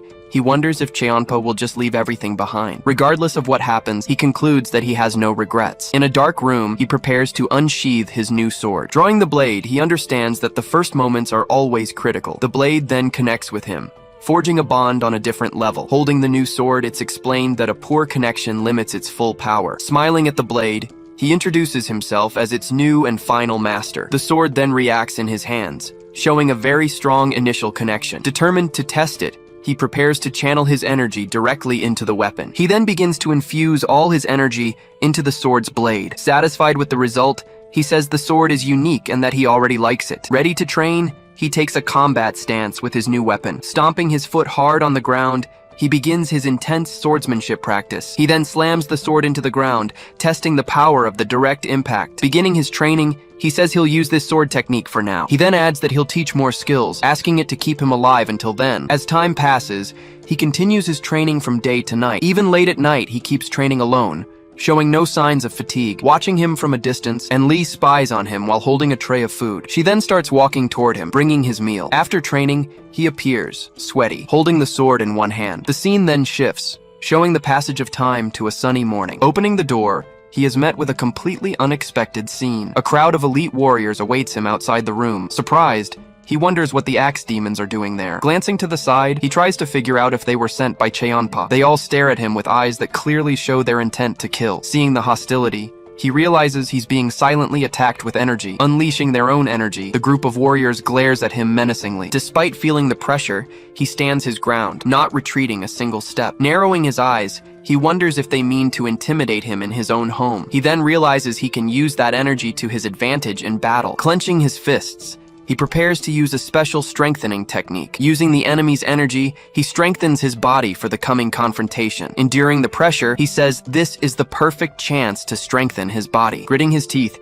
he continues to absorb the energy being directed at him. Without understanding, the warriors keep using their energy to try to intimidate him. Standing tall, he walks toward the group, withstanding all of their power. Among the warriors, one is surprised by his unexpected resistance. The technique advances, moving from the second to the third stage of strengthening. With a strained smile, he asks for more power, wanting to absorb it all. Shouting for more, he forces the group to unleash even more energy on him. Getting closer, he continues walking toward the center of the group of warriors. The energy around him intensifies, approaching the fifth and final stage. With his eyes closed, he continues to absorb the energy without stopping for a second. He then opens his eyes, realizing the energy has stopped flowing. In the middle of the circle of warriors, he prepares for the coming fight. All around him, the warriors stare at him with shocked expressions. Looking to the side, he glares at one of the warriors with a cold look. Staring down the warrior, he leaves him completely paralyzed and unable to react. At that, one of the warriors drops his axe, showing a sign of surrender. Parting the way, the crowd lets him pass in a clear gesture of respect. Keeping a serious gaze,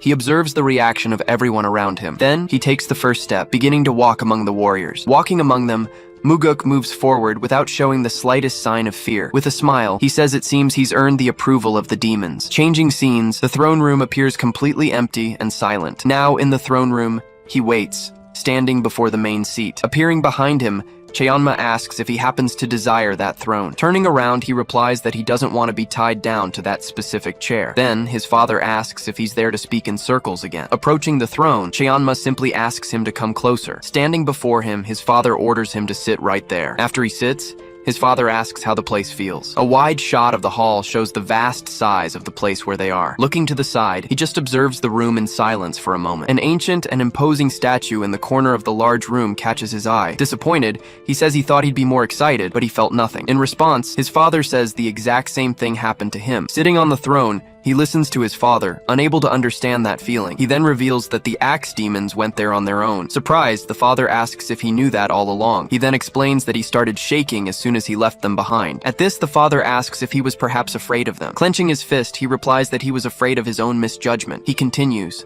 saying that if he had survived, he wouldn't be the heir after the massacre. Coming to a conclusion, he says his fear was having to risk everything. Turning around, the father hears him say that for some reason, he wanted to see him. Looking to the side, he wonders why he wanted to see his father. With a focused gaze, the father says they can't look back. Looking to the side, he listens carefully to his father's words. He then realizes his father was trying to comfort him with his words. Suddenly, he looks to the side, focusing on something in the dark room. Without changing his expression, he sits there in complete silence. Turning to his father, he says he has a thought on his mind. Pointing at the statue, he suggests swapping it for something more pleasant. He continues, suggesting statues of the 4 great flowers as an option. Excitedly, he says that one in each corner of the palace would liven up the place. Awkwardly, he stops talking when he realizes his father didn't like the idea. Getting up, he says it's time to go, as the throne is his father's. He then starts down the stairs, leaving the seat for his father. Stopping halfway, he turns and calls out to his father again. With a serious look, he asks if he has permission to kill the blade demon. He faces his father, waiting for an answer to his question. Maintaining his serious gaze, his father just stares at him without saying a word. Laughing loudly, Cheonma's voice echoes throughout the grand palace hall. He then warns that Cheonyang was within reach, but forbids Muguk from killing his brother. Without responding, Muguk stares at his father in silence, just listening to every word. With a faint smile, he asks why he forced him to fight. Agreeing with his son, Cheonma says he will take full responsibility. He then announces that he will put Muguk in command of the entire Hwangcheon pavilion. Then, he asks what's wrong. Since Muguk wanted to restore discipline, Muguk remains quiet, just staring at his father with a very serious gaze. Gritting his teeth, he shows his dissatisfaction with the current situation. Father and son then face each other for a long moment of pure tension. Closing his eyes, Muguk seems to ponder the words he has just heard. Facing his son, Cheonma maintains his imposing posture, showing no reaction. Making a decision, Muguk finally clenches his fist firmly at his side. He says he needs something to defend himself, and Cheonma tells him to speak. With a determined look, Muguk prepares to make his great demand. Asking for access to the archives, Muguk makes his great demand to his father. In this place, manuscripts and tomes hold all sorts of precious martial secrets, but Cheonma warns that he is mistaken if he thinks he will master any technique. Muguk already knows the archive holds secrets with very enigmatic verses, so he says he would like to see how fate treats him inside. Faced with the request, Cheonma stands in silence, giving no immediate answer. At this, Muguk wonders what his father's plan might be at that moment. Cheonma then announces that he will have 7 days of full access to the archives. Holding his sword, Muguk thanks his father for the permission he has just received. Shifting to the archives, an immense hallway is revealed, filled with ancient manuscripts. Once inside, he remembers he returned to the cult to obtain an item. Recalling the past, he was seeking the evil spirit needed for the regression ritual. In this flashback, no one recognized him because of his completely different features. It took years, but he rose through the ranks until he finally met the new commander. That's when he heard the story about the 4 steps of the Wind God technique. It is then revealed that the one who found the 4 steps was Baekdo-ju. Serving a drink, he reveals he became commander by finding the lost technique. Then Muguk asks why everyone thought the technique was lost, sir. Taking his drink, he explains that it wasn't exactly in an ordinary book. Back in the present, Muguk observes the bookshelf with a focused gaze. Standing there, he positions himself in the exact section the former leader indicated. Looking at the floor, he finds some manuscripts being used as a support. Returning to the flashback, he asks the leader where the book was hidden. The former leader then reveals that the verses were propping up the 19th shelf. Picking up the dusty manuscript, Muguk finally holds it in his hands. He then observes the cover of the old book he just found. Confirming the story, he realizes the book had been there all along. Opening the manuscript, he reads that there are 4 steps to traverse the world. With a slight smile on his face, he shows his satisfaction with the discovery. Sitting in meditation, he prepares to learn the 4 forms of the technique. There were 4 main forms: the shadow step, the shimmering step, the piercing step, and the lightning step. The first being the shadow step, a movement technique for pure infiltration. By mastering the technique, it would be possible to disappear even with dozens of people watching intently. Next, the shimmering step was a purely defensive technique against unavoidable attacks. It allowed him to find a way to survive against all odds. The third was the piercing step, a technique for finding openings in the opponent. With this move, he could easily neutralize any defense or evasion. Lastly, the lightning step was considered the pinnacle of speed itself. Finishing his meditation, Muguk remained seated on the archive floor for a while. 7 days later, in the palace, he announces to his father that he has finally returned. Bowing, he greets the leader with his hands clasped as a sign of respect. Standing in the middle of the hall, he awaits his father's orders from the throne. Cheonma just stares at his son, remaining silent for a long, tense moment. Then he asks what Muguk managed to learn during his time in the archives. Replying that it was a movement technique, Cheonma then asks which one it was. Revealing what he learned, Muguk says it was the 4 steps of the Wind God. At this, Cheonma warns he's not in the mood for jokes and asks how he mastered it. Muguk then replies that he wouldn't dare lie about such a matter. Staring at his son, the cult leader just watches him with a serious gaze. Cheonma then demands that he demonstrate, but Muguk asks what he'll get in return. With his eyes closed, the father seems to think for a moment about his son's proposal. Then he replies that the reward will be letting him leave the room alive. With a slight smile, Muguk accepts the challenge his father proposed. Without wasting any more time, he starts moving at an impressive speed across the hall. Surprised by the movement, Cheonma tries to follow the blur with a watchful eye. Stopping in the center of the room, Muguk prepares for the real demonstration. With a sudden flash of light, the leader's eyes widen, not understanding what's happening. He then demonstrates the shadow step, the first form of the legendary technique. Shocked by the scene, Muguk's father is left speechless, completely paralyzed. Taking a step back, he is startled by his son's unbelievable speed. Moving throughout the hall, he creates multiple images of himself in the process. Appearing in front of the throne, he faces his father with a very defiant gaze. Impressed by the scene, Cheonma asks where he found the 4 steps. In the middle of the hall, the two face each other in a brief, tense moment. Taking a step forward, Muguk replies that it was in the archives, as expected. At that, Cheonma grabs him and shouts that he won't be fooled by lies. Without reacting to his father, Muguk just looks away and remains silent. Cheonma then states that the 4 steps are not kept in the celestial archives, but Muguk insists he knows very well what he saw and learned in there. Annoyed by his stubbornness, Cheonma asks if he dares to continue the act. Muguk then asks if he's certain he searched every secret text in the archives. Hearing the question, Cheonma stares at him without an immediate answer. Then, Muguk says he didn't know it was there, as he found it by pure chance. Once again, father and son face each other without saying another word. Asked about the location, he reveals the book was propping up a crooked shelf. Closing his eyes, Cheonma seems to finally understand the whole crazy situation. He then guesses that Muguk destroyed the important parts, surprising his own son. With a spin, Cheonma explains that's exactly what he would have done. At that, the two go back to staring at each other in the middle of the grand throne room. He then demands that Muguk recite the key verses of the technique he just learned. Ready for the challenge, Muguk faces his father without any hesitation. With a smile, he shows that he was already expecting his father to ask this. He then reveals his goal is to defeat Mugi and keep everyone safe. When it's all over, he plans to wander the lands until his father steps down from power. For that reason, teaching the technique wouldn't be a big problem for him. But Cheonma cuts him off and tells him to stop, saying he doesn't need to recite it. Maintaining his posture, he stares at his son with a serious and commanding gaze. Muguk then warns that everything in life has a price that must be paid. Hearing the response, the leader looks at his son with a sharp gaze. He points out that the technique he learned came at no cost, but Cheonma denies it. With a disdainful look,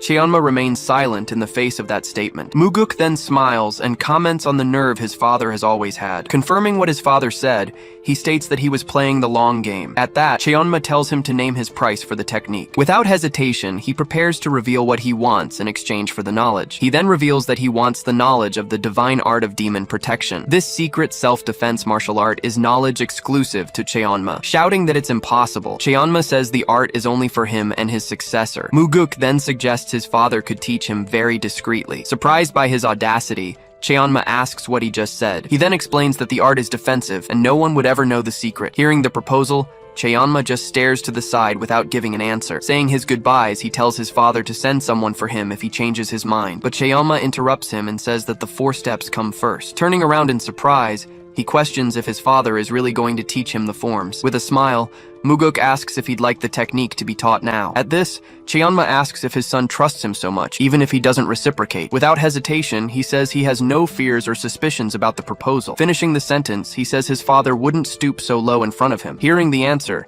Cheonma falls silent for a brief, tense moment. Taking a deep breath, he finally tells Muguk to recite all the verses of the technique. Accepting the challenge, he answers yes, and prepares to recite everything. Opening his mouth, he begins to recite the first verses of the legendary technique. Then, he starts speaking the secret verses of the technique to his father. With great attention, Cheonma listens to every word Muguk is saying in the hall. Closing his eyes, he concentrates completely on his own son's recitation. As he recites, the two stare at each other with extremely serious expressions. Reciting the verses, his voice echoes throughout the main throne room. Outside the hall, his voice spreads across the rooftops of the great palace. Reaching the city, the verses echo throughout the enormous fortress. Finally, his voice reverberates throughout the entire demonic cult complex. Listening intently, Cheonma closes his eyes, processing the complete recitation. Opening his eyes, he looks at Muguk with a gaze of pure admiration. After the recitation, he asks if his father would like him to repeat it. Taking a step, Cheonma says it won't be necessary and begins to move. Surprised, Muguk's eyes widen as he sees his father's movement in the hall. At high speed, the leader creates multiple images of himself everywhere. Shocked,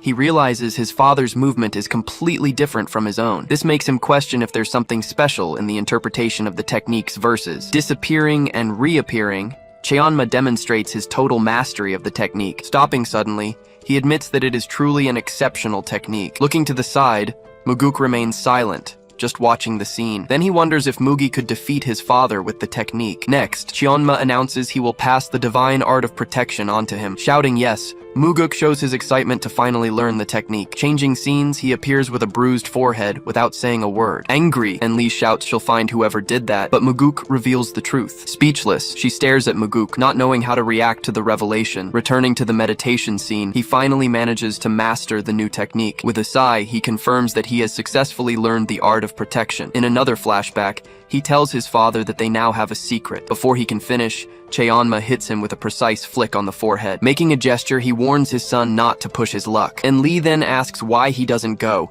reminding him of his duty. With a smile, Muguk just looks at her without giving an immediate answer. She then comments that he never used to joke with her like this before. Calling her name, he turns and faces his bodyguard seriously. Then he says he can't be like this now, but he will change. Confused, she just watches him, not understanding what he's trying to say. He then vows that he will find a way to nullify the side effect. Asking her to hold on a little longer, he looks at her with determination. Hearing the promise, she looks at him with a surprised expression. With a confident smile, he turns and gets ready to leave. He then says he told his father the cult needs to change for the better. He adds that the place shouldn't force anyone to do anything. Hearing this, An Lee stares at him with an expression of pure surprise. Unable to look away, she continues to process what she just heard. Taking a step forward, he positions himself and calls for his bodyguard. He then tells An Lee to listen very carefully to what he's about to say. Clasping her hands, she says yes and waits for her master's order. Then, he announces that he is relieving her of her duties at that very moment. Shocked by the news, she covers her mouth, unable to believe it. She then asks if he's serious about dismissing her as his bodyguard, but he appoints her as the new leader of the Hidden Shadows group. Confused by the appointment, she stares at him,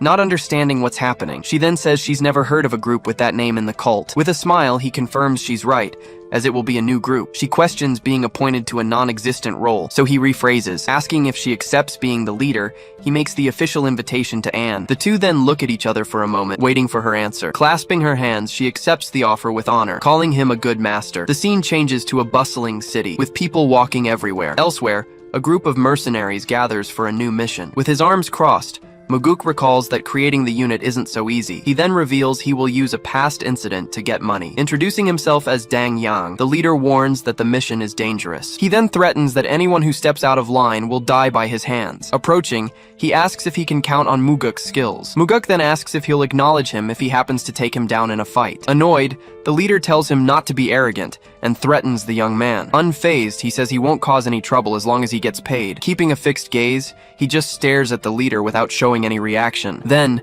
the mission is revealed: to take a woman and a child to Nampyeong. Unlike before, he plans to ensure they survive this long journey. Bowing, the child thanks their protector. After bowing, the mother and child walk towards the carriage. In the forest, the entire escort group rides at high speed. As night falls, the leader announces they will camp right there. Handing out the food, he tells everyone to eat while they can. At the camp, one of the men complains that the food is just cured meat. Another mercenary tells him to just eat and keep his strength for the journey. Lying there, he remembers that in the past, this group was ambushed and disappeared. Under the starry sky, a strange noise breaks the silence of the dark night. Suddenly, one of the mercenaries starts choking and spitting up a lot of blood. Around the campfire, several other mercenaries fall to the ground, lifeless. Startled by the scene, Muguk realizes they have all been poisoned. Getting to his feet, he reveals himself as the only one unaffected. Surprised, one of the men asks how he's still able to stand. Approaching him, Dang Yang emerges from the darkness of the forest. Muguk then says he didn't eat the food that was handed out earlier. Drawing his sword, the leader says he would have preferred the taste of poison. Muguk then laments that the escort leader himself poisoned the food. Staring at the traitor, he says that killing for coins is a pathetic way to live. Unfazed, he replies that he'll spend the money on wine and women. He then tells Muguk to worry about his own neck instead. But the traitor says it seems the job here is already done. From the shadows, a group of mysterious men emerges and surrounds the camp. Seeing the newcomers, he realizes they are a very skilled bunch. Threatening to set the carriage on fire, he orders the woman and child to come out. With nowhere to run, the carriage door remains closed and still. Exiting the carriage, the woman hugs her son in fear, protecting him. The group's leader then thanks them, saying it wasn't easy to track them down. Crying, she begs Master Guan to at least spare her son's life. Without showing any emotion, Guan looks at the woman's plea with a cold gaze. He then says he will grant her request for old time's sake, but he yells that she should be on her knees begging for her life. Terrified, the boy clings tighter to his mother's clothes. She then offers 10 times the payment for him to let her son live. Unmoved, Guan tells her not to waste her breath on that request. He then reveals that her father has already been captured by his group of men. Hearing a noise, Guan turns his head, trying to identify what it was. From the shadows, Muguk emerges and silently neutralizes one of the henchmen. Not understanding a thing, one of the men asks who the hell that guy is. Taking a step forward, Muguk reveals himself to the entire group of enemies. Protecting the family, he warns that he was paid to get them to safety. At this, Dang Yang says he's just a mercenary who was left behind. Giving the order, Guan tells the traitor to handle the situation, and he moves forward. Muguk then asks if they're sure they're going to get paid. He then says it wouldn't be a surprise if they kept his share. Annoyed by his audacity, Guan asks how he dares to call them that. Then, Muguk warns that he would have done much worse if it weren't for the child. Thinking he's a fool, the leader wonders how he dares to speak like that. With a smile, Muguk asks if he happened to hit the mark. Shouting in fury, he orders his men to cut down that worm first. Then, Muguk asks if he heard that his head will be the next to roll. Hesitating for a moment, the traitor just stares at his former boss in silence. But one of Guan's men attacks him from behind with a swift strike. Confused, his eyes widen as he realizes he's been betrayed by the group. Right after, the blade pierces his chest, finishing the decisive blow. Uncaring, Guan complains that the fool didn't even do the job right. He then says he shouldn't have trusted a bum for this mission. Staring at the body, he says the man wrote his own tragedy today. Losing his patience, he orders his men to advance and get it over with. Just watching the scene, Muguk remains still and silent for a moment. Turning to the woman, he asks her to cover the boy's eyes and ears. Understanding the hint, she hugs her son and protects him with her hands. At high speed, he charges forward and cuts down the men coming at him. Spinning his body, he lands multiple strikes on all the surrounding enemies. Using the piercing step, he moves almost imperceptibly across the field. Appearing in front of the leader, he surprises him with his impressive speed. Confused, Guan asks when he got there, but it's already too late. In an instant, Muguk cuts down all the other henchmen with a single move. Right after, he runs his blade through Guan's neck. Terrified by the scene, Guan asks how this is even possible. Then, he asks who the hell he is, but Muguk throws the question back at him. Shouting, the woman reveals his name is Won Guan, a servant. Then, she introduces herself as Sa Yon Gyum, daughter of the Lord of the Golden Manor. He then reveals he hid his identity and came as a wandering swordsman. It's then shown that her father is a merchant and one of the richest men. Remembering the past, he knows that Asu was betrayed and killed by the servant. Upon hearing the revelation, Guan just stares at Muguk without saying a word. Seizing the opportunity, he lunges forward and tries to strike from behind. Turning his back, Muguk seems to completely ignore the enemy's attack, but he dodges the blade with a quick and surprising body movement. With the blow dodged, Guan's blade misses its target. Immediately after, he spins and strikes the traitor's neck with his sword. Shocked by the scene, she covers her mouth, unable to believe what just happened. Then he says that his group has a habit of stabbing people in the back. On her knees, she begs him to help them, calling him a noble hero. He then informs her that with this change, the price for his service has just gone up. Relieved, she says her family can pay any price he asks. With a slight smile, he accepts the proposal and tells them to get going. Laughing loudly, Asu celebrates his victory in front of all his men. He then shouts that he has finally captured the two of them, and his plan worked. Confused, he turns his head upon seeing someone unexpected arriving in the courtyard. Not understanding, he asks who he is and where the servant Won Guan is. Muguk then reveals that he is dead and that he was the sole survivor. Shocked, the leader wonders who could have finished off the servant Won. One of the men says it was a mysterious master, young and very handsome. Annoyed by the comment, the lord asks why he's talking about the enemy. Unfazed, Muguk just stares silently at the lord and his men. Then the lord's eyes widen as he realizes the truth behind it all. Pointing at him, he shouts that Muguk was Won's real killer. With a smile, he says, the lord isn't completely blind after all. Without wasting time, the guards advance and surround the newcomer in the courtyard. Laughing at the situation, the lord says it was a mistake for him not to have run away. He then replies that he doesn't see tigers,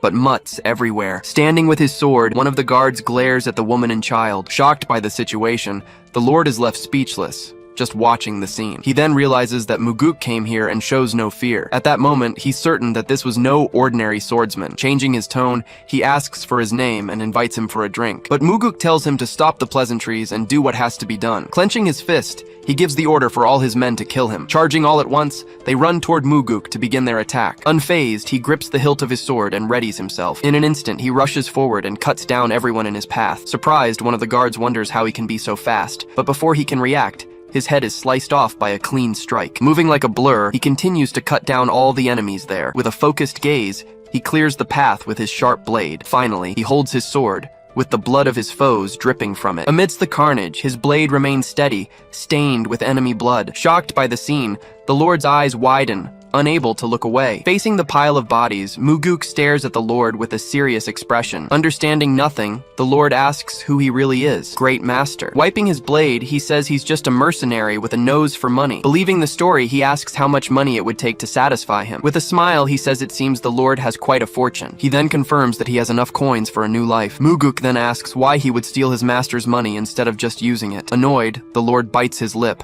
having no answer to that question. Suddenly, a guard shouts and tells him to drop his weapon on the ground. From the doorway, one of the guards appears holding Sayan's father hostage. Desperate, she screams her father's name upon seeing him in such a dangerous situation. With a victorious smirk, the lord faces Muguk, feeling in control. He then warns that if the young man refuses, Lord Guillaume will die right there. Raising his sword, Muguk ignores the threat and calmly faces the lord. Slamming his sword on the ground, he opens a huge fissure that advances rapidly. Without stopping, the crack in the ground gets closer and closer to the two of them. Upon reaching the target, the fissure kicks up a cloud of dust in the courtyard. Then, the guard's blade is stopped by something, leaving him completely confused. From a distance, he uses his sword technique to stop the guard's attack. Seeing the unbelievable scene, the lord screams, completely shocked and unable to react. With his hand on the hilt of his sword, he asks the Lord to repeat his threat. Taking a step back, the Lord stares at Muguk with wide eyes, shouting for him to wait. The Lord tries to stop Muguk's advance, but Muguk warns that it's too late for words and challenges him. Not knowing what to do, he just stares at the swordsman in silence. Analyzing the situation, he assumes his opponent doesn't have much energy left. Drawing his sword, he prepares for what seems to be his only chance. Then, he charges at Muguk with all his might, sword in hand. Unfazed, Muguk blocks the Lord's strike with his own blade. He then firmly holds against the impact of the attack, not retreating a single step. With their swords clashing, he decides to use all his strength in the attack. Pressing the strike, he tries to break Muguk's defense with everything he's got, but Muguk manages to hold the charge, the two blades grinding forcefully against each other. The swords clash again, creating a loud bang that echoes throughout the courtyard. Screaming in fury, he continues his desperate assault against the swordsman. In a flurry of blows, the blades meet once more with violence. Believing he's out of energy, the Lord lunges forward with everything. With a determined look, he keeps pressing the attack against the swordsman. Muguk struggles to block the blows, defending himself with apparent difficulty. Sensing an opportunity, he prepares for the blow that will end the fight. Suddenly, Muguk's blade pierces the Lord's chest, surprising him. Calling him pathetic, he says the Lord filled his life with greed. He then warns that his betrayal was a completely unforgivable sin. As his life fades away, the Lord faces his opponent one last time. Pulling the blade out, he finishes the Lord with a final move. The scene changes. The father of the family thanks the master with a bow. He then says he will never forget the kindness of saving his family. Wanting to know his name, he asks if he may have the privilege of learning it. Humbly, he replies that he is just a passing swordsman, my lord. Praising him, the Lord says that not even the wandering king could defeat him easily. Then the daughter reminds her father that he already promised to pay their savior. Praising his daughter, he says a promise backed by money is the most reliable kind. He then tells Muguk that if he's looking for coin, he's come to the right place. At this, Muguk reveals that he helped the family in disguise for this very reason. Moving to a hallway, they walk towards a very secure-looking vault. The Lord then says that giving him all his wealth wouldn't be practical. Agreeing, he says he wouldn't dare demand so much from the noble lord. Instead of a fixed amount, he proposes that Muguk take what he can carry. Surprised, Muguk asks if he can take as much as he can carry on his own. The Lord says yes,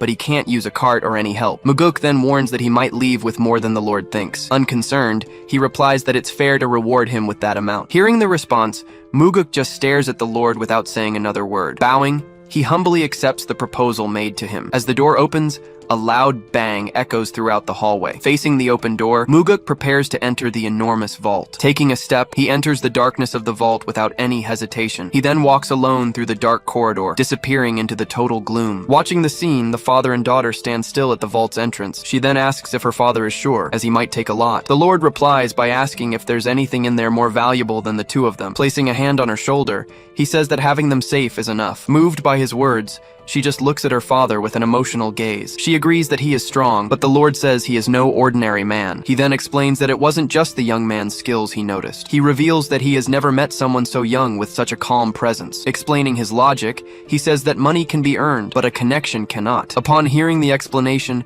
she just stares at her father in silence, understanding. Back in the present, Muguk walks through the corridors with his new resources. Arriving at the palace, he approaches the main building with firm steps. Climbing the stairs, he reveals that he sold the gold and treasures he took. Since it was a lot, he had to go to several shops to convert it all. In the end, he managed to get a total of 3,800,000 coins. Walking through the hall, he approaches the throne where his father is seated. Beside the throne, the strategist Myung-sama reports the latest important information. He then wonders if his father is happy with this life of decisions. Taking a step, he continues to walk through the grand palace hall. He then questions whether his father was forced to take that unwanted throne. Cheonma then comments that he heard he left the sect for a while. With a smile, Muguk replies that he was just out earning some coin, but his father looks at him with suspicion, saying he finds that very strange. Unfazed, he says he needs a lot of money for something important. At his response, the two stare at him, shocked by the young man's audacity. He then says he needs it to compete with the 8 demon lords. Cheonma denies the request, saying he cannot give his blessing for that. With his head down, Muguk just stares at the floor, listening to his father's answer. Unfazed, he says he didn't expect to get permission on the first try. Then, he takes out a scroll and says that it is for his father. Not understanding a thing, the strategist and Cheonma stare at the young man with curiosity. With a gesture, he sends the scroll floating towards his father. Using his energy, he throws the scroll, which stops right in front of Cheonma. Holding the records, He asks about the meaning of all that money. Muguk then reveals that it is his allowance, leaving his father shocked. With a smile, he confirms the information, surprising everyone in the hall. Not knowing how to react, the strategist looks away and pretends to cough. A smile spreading across his face, Cheonma just stares at his son without saying a word. Then, he states that he already has plenty of coin and doesn't need more. But Muguk replies that he knows he's the richest man in the world. He then reveals that the money is his first offering as a token of gratitude. Hearing these words, Cheonma remains silent, processing his son's declaration. Finally, he asks his father to accept his dream and bids him a polite farewell. Turning his back, Muguk begins to leave the grand audience hall. Then Cheonma analyzes the records his son just handed him. With a slight smile, he continues to gaze at the exit his son just went through. Beside him, the strategist just watches the scene in complete silence. In the Huangchun pavilion, Muguk and An Li watch from the building's window. Beside her master, An Li attentively awaits his next orders. Then, she informs him that they are ready to receive him, chief supervisor. He listens to her from the side, his gaze fixed straight ahead. Suddenly, Daryong Seo appears and announces that everyone is waiting outside. With a faint smile, Muguk just stares at the figure who appeared before him. He then comments that it's a very familiar face. Seo explains that he thought Muguk would like to be escorted by someone he knew. Muguk then admits he didn't expect to see him again so soon. The two then face each other with a smile, ready for the new mission. Without a word, Muguk turns his head to look at An Li for a moment. Taking a step, he starts to leave the room with them. As he walks, he is followed closely by Daryong Seo and An Li. Leading the group, he walks with firm steps towards the exit. Together, the three of them leave the building and prepare for the new mission. Outside, a huge crowd of warriors waits in formation. Standing before them all, Muguk faces the crowd with a serious expression. With their hands clasped, they introduce themselves to the honored chief who has just arrived. Showing no reaction, he simply observes the scene in complete silence for a moment. Analyzing the group, he realizes the reception is warmer than he expected. Turning to Seo, he asks if someone threatened them to do this. With smiles, the crowd looks at their new chief with very lively expressions. Seo then explains it's because they saw what he did for them. At this, Muguk recalls the investigation into the Demon Guard. It's revealed that Captain Go killed the first investigator and injured the second. Remembering the scene, he helped the injured investigator and crushed Dang's head. With a smile, Seo suggests that a few words would be appropriate at that moment. Without answering, Muguk just faces the crowd waiting for his words. Swords in hand, the men wait in silence for what he has to say. Before everyone, the warriors in yellow remain standing in formation in the courtyard. Starting his speech, he says he doesn't know if their lives will get any better. Beside him, Seo and An Li just listen to the new chief's words. He then guarantees that their hearts will race faster than ever before. Surprised, Seo's eyes widen upon hearing the promise made there. With smiles on their faces, the crowd seems excited by the chief's words. Clenching their fists, they show their excitement for the new command that has arrived. High above the pavilion, the blue sky opens up over the new leadership. Changing scenes, he complains they piled this up to kill him. But Seo defends himself, saying these are the cases he requested. Annoyed, he asks why the cases had to be related to the Blade Demon. Seo then explains they were recent cases that fit the request. Then, An Li advises him to restrain himself, as Lord Gu is at his limit. He then hands over the scroll and tells her to cover it up if she thinks she can. Taking the document, she reads it carefully, her expression turning worried. Sighing, she agrees they can't let this situation slide. In a tavern, a man drinks alone, while another watches from the upper floor. Slamming his cup on the table, he shows all his anger and frustration. With a pained expression, he stares at the drink in front of him. Just then, the tavern owner approaches and says he's had too much to drink. He replies that wine is his only recourse in this difficult time. The owner complains that the scoundrels left his son in a coma and walked away. Not understanding, the man asks what he's talking about, since the office is investigating. Drinking more, he reveals that the investigators called it an accident. Slamming the table, the owner says the culprit's father is the White Cleaver. One of the Blade Demon's disciples, he leads a band of 100 demons. Shocked by the revelation, the tavern owner is speechless for a moment. Crushing his cup, he says the office's puppets are all crooked. Shouting, he tells them to let him be heard, and that the White Cleaver can come. At another table, Muguk tells the man he needs to pull himself together, but he laments that if his son doesn't wake up, he doesn't know what he'll do. Crying, he swears he'll get his revenge and then follow his son. But Muguk asks if he can really do that, and the man is surprised. Suddenly, a group of young men enters the tavern, interrupting the conversation. Seeing them, the man stands up, recognizing who has just arrived. Coming down the stairs, one of them asks who he is to talk like that. Rising in a fury, the man yells and tells him to bring his son back. With his eyes closed, the young man apologizes and swears it won't happen again. Bowing, he bends down in front of the man, who is left speechless. Raising his head, he says he already apologized, and the man is shocked. Unable to believe what he heard, the boy's father just stares at him, paralyzed. Laughing at the situation, the other young men mock the man's desperate face. Angrily, he draws his sword and prepares to attack the group. Before he can attack, the young man grabs him and prepares a strike. With a clean hit, he strikes the man's face, sending him flying. The young man yells down at the fallen man, shouting that everyone saw him draw his blade first. Laughing, one of the other guys confirms that they all saw it and are witnesses. Then, he continues to beat the fallen man, shouting that it's his fault. He then reveals that he told the boy to steal money, but he refused. Suddenly, he stops his attack, realizing he just confessed to everything. Confused, he asks what it was that he just confessed to. On the ground, the man says that everyone heard him admit to the attack. Realizing his mistake, he just looks away, unsure of what to do. Turning to the side, he tries to see how the other people are reacting. He then asks if anyone heard what he just said in the tavern. Without a word, everyone in the tavern just looks away, pretending they saw nothing. Seeing the silence, he looks down at the fallen man with a mocking gaze. With a smirk, he says it seems no one heard a single thing. Laughing out loud, he celebrates the fact that no one will testify against him. In despair, the man closes his eyes, having lost all hope for justice. His face covered in blood, he lets out a scream of pure anguish. With a smile, the young man says he's crying like a fool. At this, all the other young men start laughing at the fallen man's face. Suddenly, a voice says that he heard everything perfectly well. At the tavern door, Muguk appears with his team, surprising everyone. Suddenly, a voice says they heard everything perfectly well right there in the tavern. Walking down the hall, Muguk and his team suddenly enter the tavern. Annoyed, one of the guys asks which of the monkeys said that to them. Standing at the entrance, the three just stare at the group with very serious expressions. Staring him down, Muguk says he can imagine how the young man was raised. With nothing to say, the group of troublemakers falls silent. Lowering his head, the young man apologizes for getting carried away by his emotions, but he shouts that Muguk must have a death wish for meddling. With a smile, Muguk just stares at him without showing any reaction. He then says the cheap authority of the White Cleaver is ridiculous. Angry, the young man asks who he called a nobody in front of everyone. Just then, the tavern owner recognizes him and calls him Young Master Muguk. Surprised,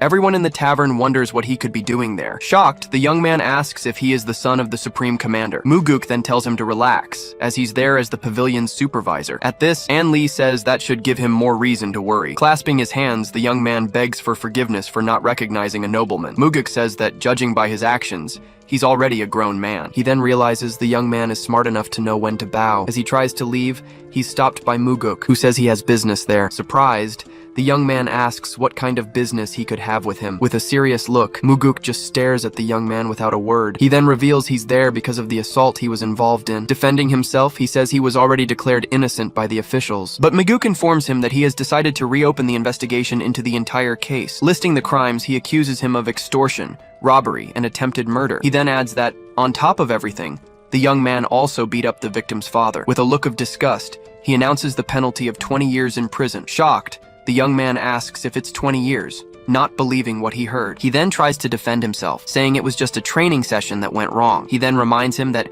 as the chief, he heard his confession himself. Then, he repeats that he heard everything perfectly clearly and at the right moment. The young man then threatens him, saying his father won't accept this. But Muguk tells him not to worry about that detail. With a smile, he reveals he also plans to arrest his father. Screaming with fury, the young man says he won't get away with this. He keeps shouting that his father can kill him even from behind bars. With a single strike, Muguk blows up the head of one of the henchmen with him. Gushing a white fluid, the body falls lifelessly to the tavern floor. Spitting blood on the floor, the young man chokes on his own fear. Muguk then informs him his sentence has been increased to 30 years in prison. Desperate, he kneels and begs for forgiveness, crying non-stop. Unmoved, Muguk just stares at him with a cold, distant gaze. He then tells the young man to stop the nonsense and give him a good reason. Crying, he tries to say something, but can't find the right words. Muguk then asks if he has ever saved or helped anyone in his life. Then, he demands the young man say anything decent he's ever done. Crying and with nothing to say, he just stares at the floor in silence. Muguk then asks why he should forgive someone like him. Desperate, he promises he'll be a good person from now on. Before he can finish, Muguk hits him with a hard slap across the face. From the impact, he spits blood and falls hard onto the tavern floor. Lying on the ground, the young man just stares at the ceiling, his whole body aching. Lifting his head, he looks at Muguk, his face bloodied. Muguk then tells him to save that promise for when he gets out of jail. Unfazed, he just stares at the young man with a cold, serious look. At this, the other two henchmen become desperate and beg for their lives. Fearing they'll take the blame, they start confessing everything. Giving the order, he tells Seo to take them back to the pavilion. Watching the scene, the warriors in yellow observe the chief's team in action. With a bruised face, The man just stares at Muguk without saying a word. Then, he tells everyone to report any injustice they encounter. He then guarantees that as long as he's there, no external pressure will have any influence. Surprised, the other patrons in the tavern just watch the scene in silence. With a smile, he says he'll do the same to anyone who threatens them. Shocked, the two men look at each other, unable to believe what they just heard. Upstairs, two men start laughing at the unfolding situation. Laughing loudly, the tavern owner also celebrates the change that is happening, and Lee then reveals that the demon doctor took care of his son earlier. Surprised,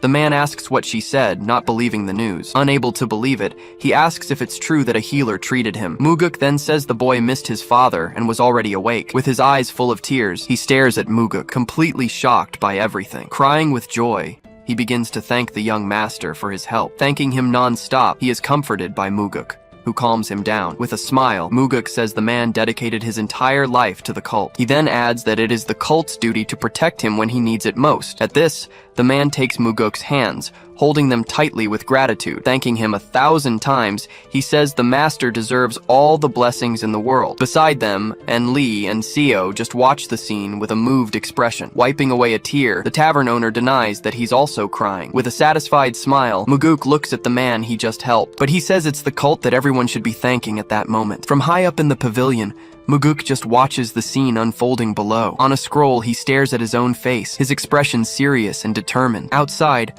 a group of officers gathers with unfriendly expressions. Introducing himself as Myung-gok, he apologizes and says they invited him there. Standing before them, Muguk asks the occasion for the meeting. Unfazed, he simply confirms he was the one who reopened the case. One of the officers says this undermines everyone's authority and morale. Facing the crowd, he just listens to the accusations in silence for a moment. Then, he asks if the rest of them feel the same as the officer. He then says he sees things a little differently than they do. Confused, they ask what he means by that strange statement. Muguk then reminds them that they all heard the young man's confession when they arrested him. After they all confirm, he asks what this whole situation is about. The officer repeats that it's about him reopening a case that was already closed. With a slight smile, he asks if this is a matter of principle. Confirming, the officer says it's an unprecedented act in the organization. Calling him by name, Muguk just stares at him with a serious gaze. He then asks if principle serves him or betrays him now, but the officer insists that principles are what make an organization. With his eyes closed, Muguk seems to ponder the words he just heard. Giving the order, he tells those who find the investigation justified to move to that side. Unsure what to do, the crowd of officers just stares at him, paralyzed. Taking a step, one of the men moves and crosses to the other side. Then, Daryong Seo says he believes the case should be brought to light. Muguk then asks his reason, and he says the investigation was flawed. Hearing the answer, the other officers just watch the scene in silence. Seo then adds that they can't rule out the possibility of outside influence. After the response, Muguk asks if anyone else agrees with Daryong Seo. Taking a step, another man says he shares the same sentiment. Introducing himself as Ho-ik, he thanks him for his help, and Muguk asks about the injury. Pleased, he says it's good to hear the man is recovering well. Just observing the crowd, he maintains his serious and focused expression. Calling him by name, Muguk summons him, leaving the officer quite surprised. He then says the officer was in command of the case and wants to know. Nervously, he replies that his investigation was complete and thorough. Unfazed, Muguk just stares at him in silence for a long moment. Suddenly, he asks if the officer accepted a bribe from the White Cleaver. Shouting, Myung-gok asks how he dares to make such an accusation. Unleashing his energy, Muguk glares at the officer with a threatening look. With authority, he warns that the officer should speak only when asked. Surprised by the scene, the other officers just watch everything in silence. Without showing emotion, Muguk keeps his gaze fixed on the man who interrupted him. Shouting, the officer swears on his life that he never accepted any bribe. He then says that if the chief doubts him, he will accept any investigation. With a slight smile, Muguk just stares at him without saying another word. Then he reveals that he already investigated and that he didn't take the coins. He then says it was a direct order from Cheonma himself for the case. Shocked, Myung-gok's eyes widen upon learning the order came from above. Muguk then says he was curious about why he buried the case. Nervously, he defends himself, saying he didn't bury the case at all. Suddenly, Muguk asks if the bastard threatened his younger sister. He then reveals that he dug deep because he thought everyone had a price. Looking to the side, he just stares at the group of officers in silence. Then, he He says that, contrary to his guess, he is an honest man. He then questions why a man of principle would stop the investigation. Without hesitation, he reveals that the man's only weakness is his sister. Hearing the revelation, Myung-gok asks if he was really threatened. Shouting, he demands that Hwajong speak and say if he was blackmailed. Muguk then reveals he knows why Myung meddled in the situation. He explains that Myung is trying to protect his dear junior investigator. Muguk then says that if he's worried, he can relax a little. He then reveals that he has already sent guards to his sister's house. In disbelief, he asks if it's true that his sister is safe. With eyes full of tears, he stares at Muguk, waiting for confirmation. Kneeling, he shouts that he has committed the unforgivable and apologizes to the chief. But Muguk warns that nothing can excuse what he did. Crying, he says he will accept any punishment the chief decides to give. Hearing the answer, Myung-gok just watches the scene in silence. Giving the order, he tells the officer to stand. He then warns that if this had happened later, he wouldn't be so lenient. But since it happened before, he decides to grant Hwajong a pardon. Crying, he asks if the chief will really forgive him after everything. Then, Muguk says it wasn't his pardon that saved him today. He then says his reputation has been tarnished, and he expects him to rebuild it. Thanking the chief, he bows, moved by the second chance he received. Hoik then promises he will engrave his words in his heart. Kneeling, they all swear loyalty to the new chief with respectful bows. Hearing the promise, all the officers look at their new chief with admiration. With authority, he shouts that the pavilion will no longer yield to pressure. Standing in the middle of the courtyard, he faces the crowd with a serious expression. Next, he warns that if they encounter threats, they must inform him without hesitation. Shouting, he asks if they doubt his words and tells them to trust him. He then assures them that if necessary, he will beg his father for help. Turning to the side, he just faces the crowd for a brief moment. He then promises he will ensure they can carry out their duties. With a slight smile, he looks at the crowd he has just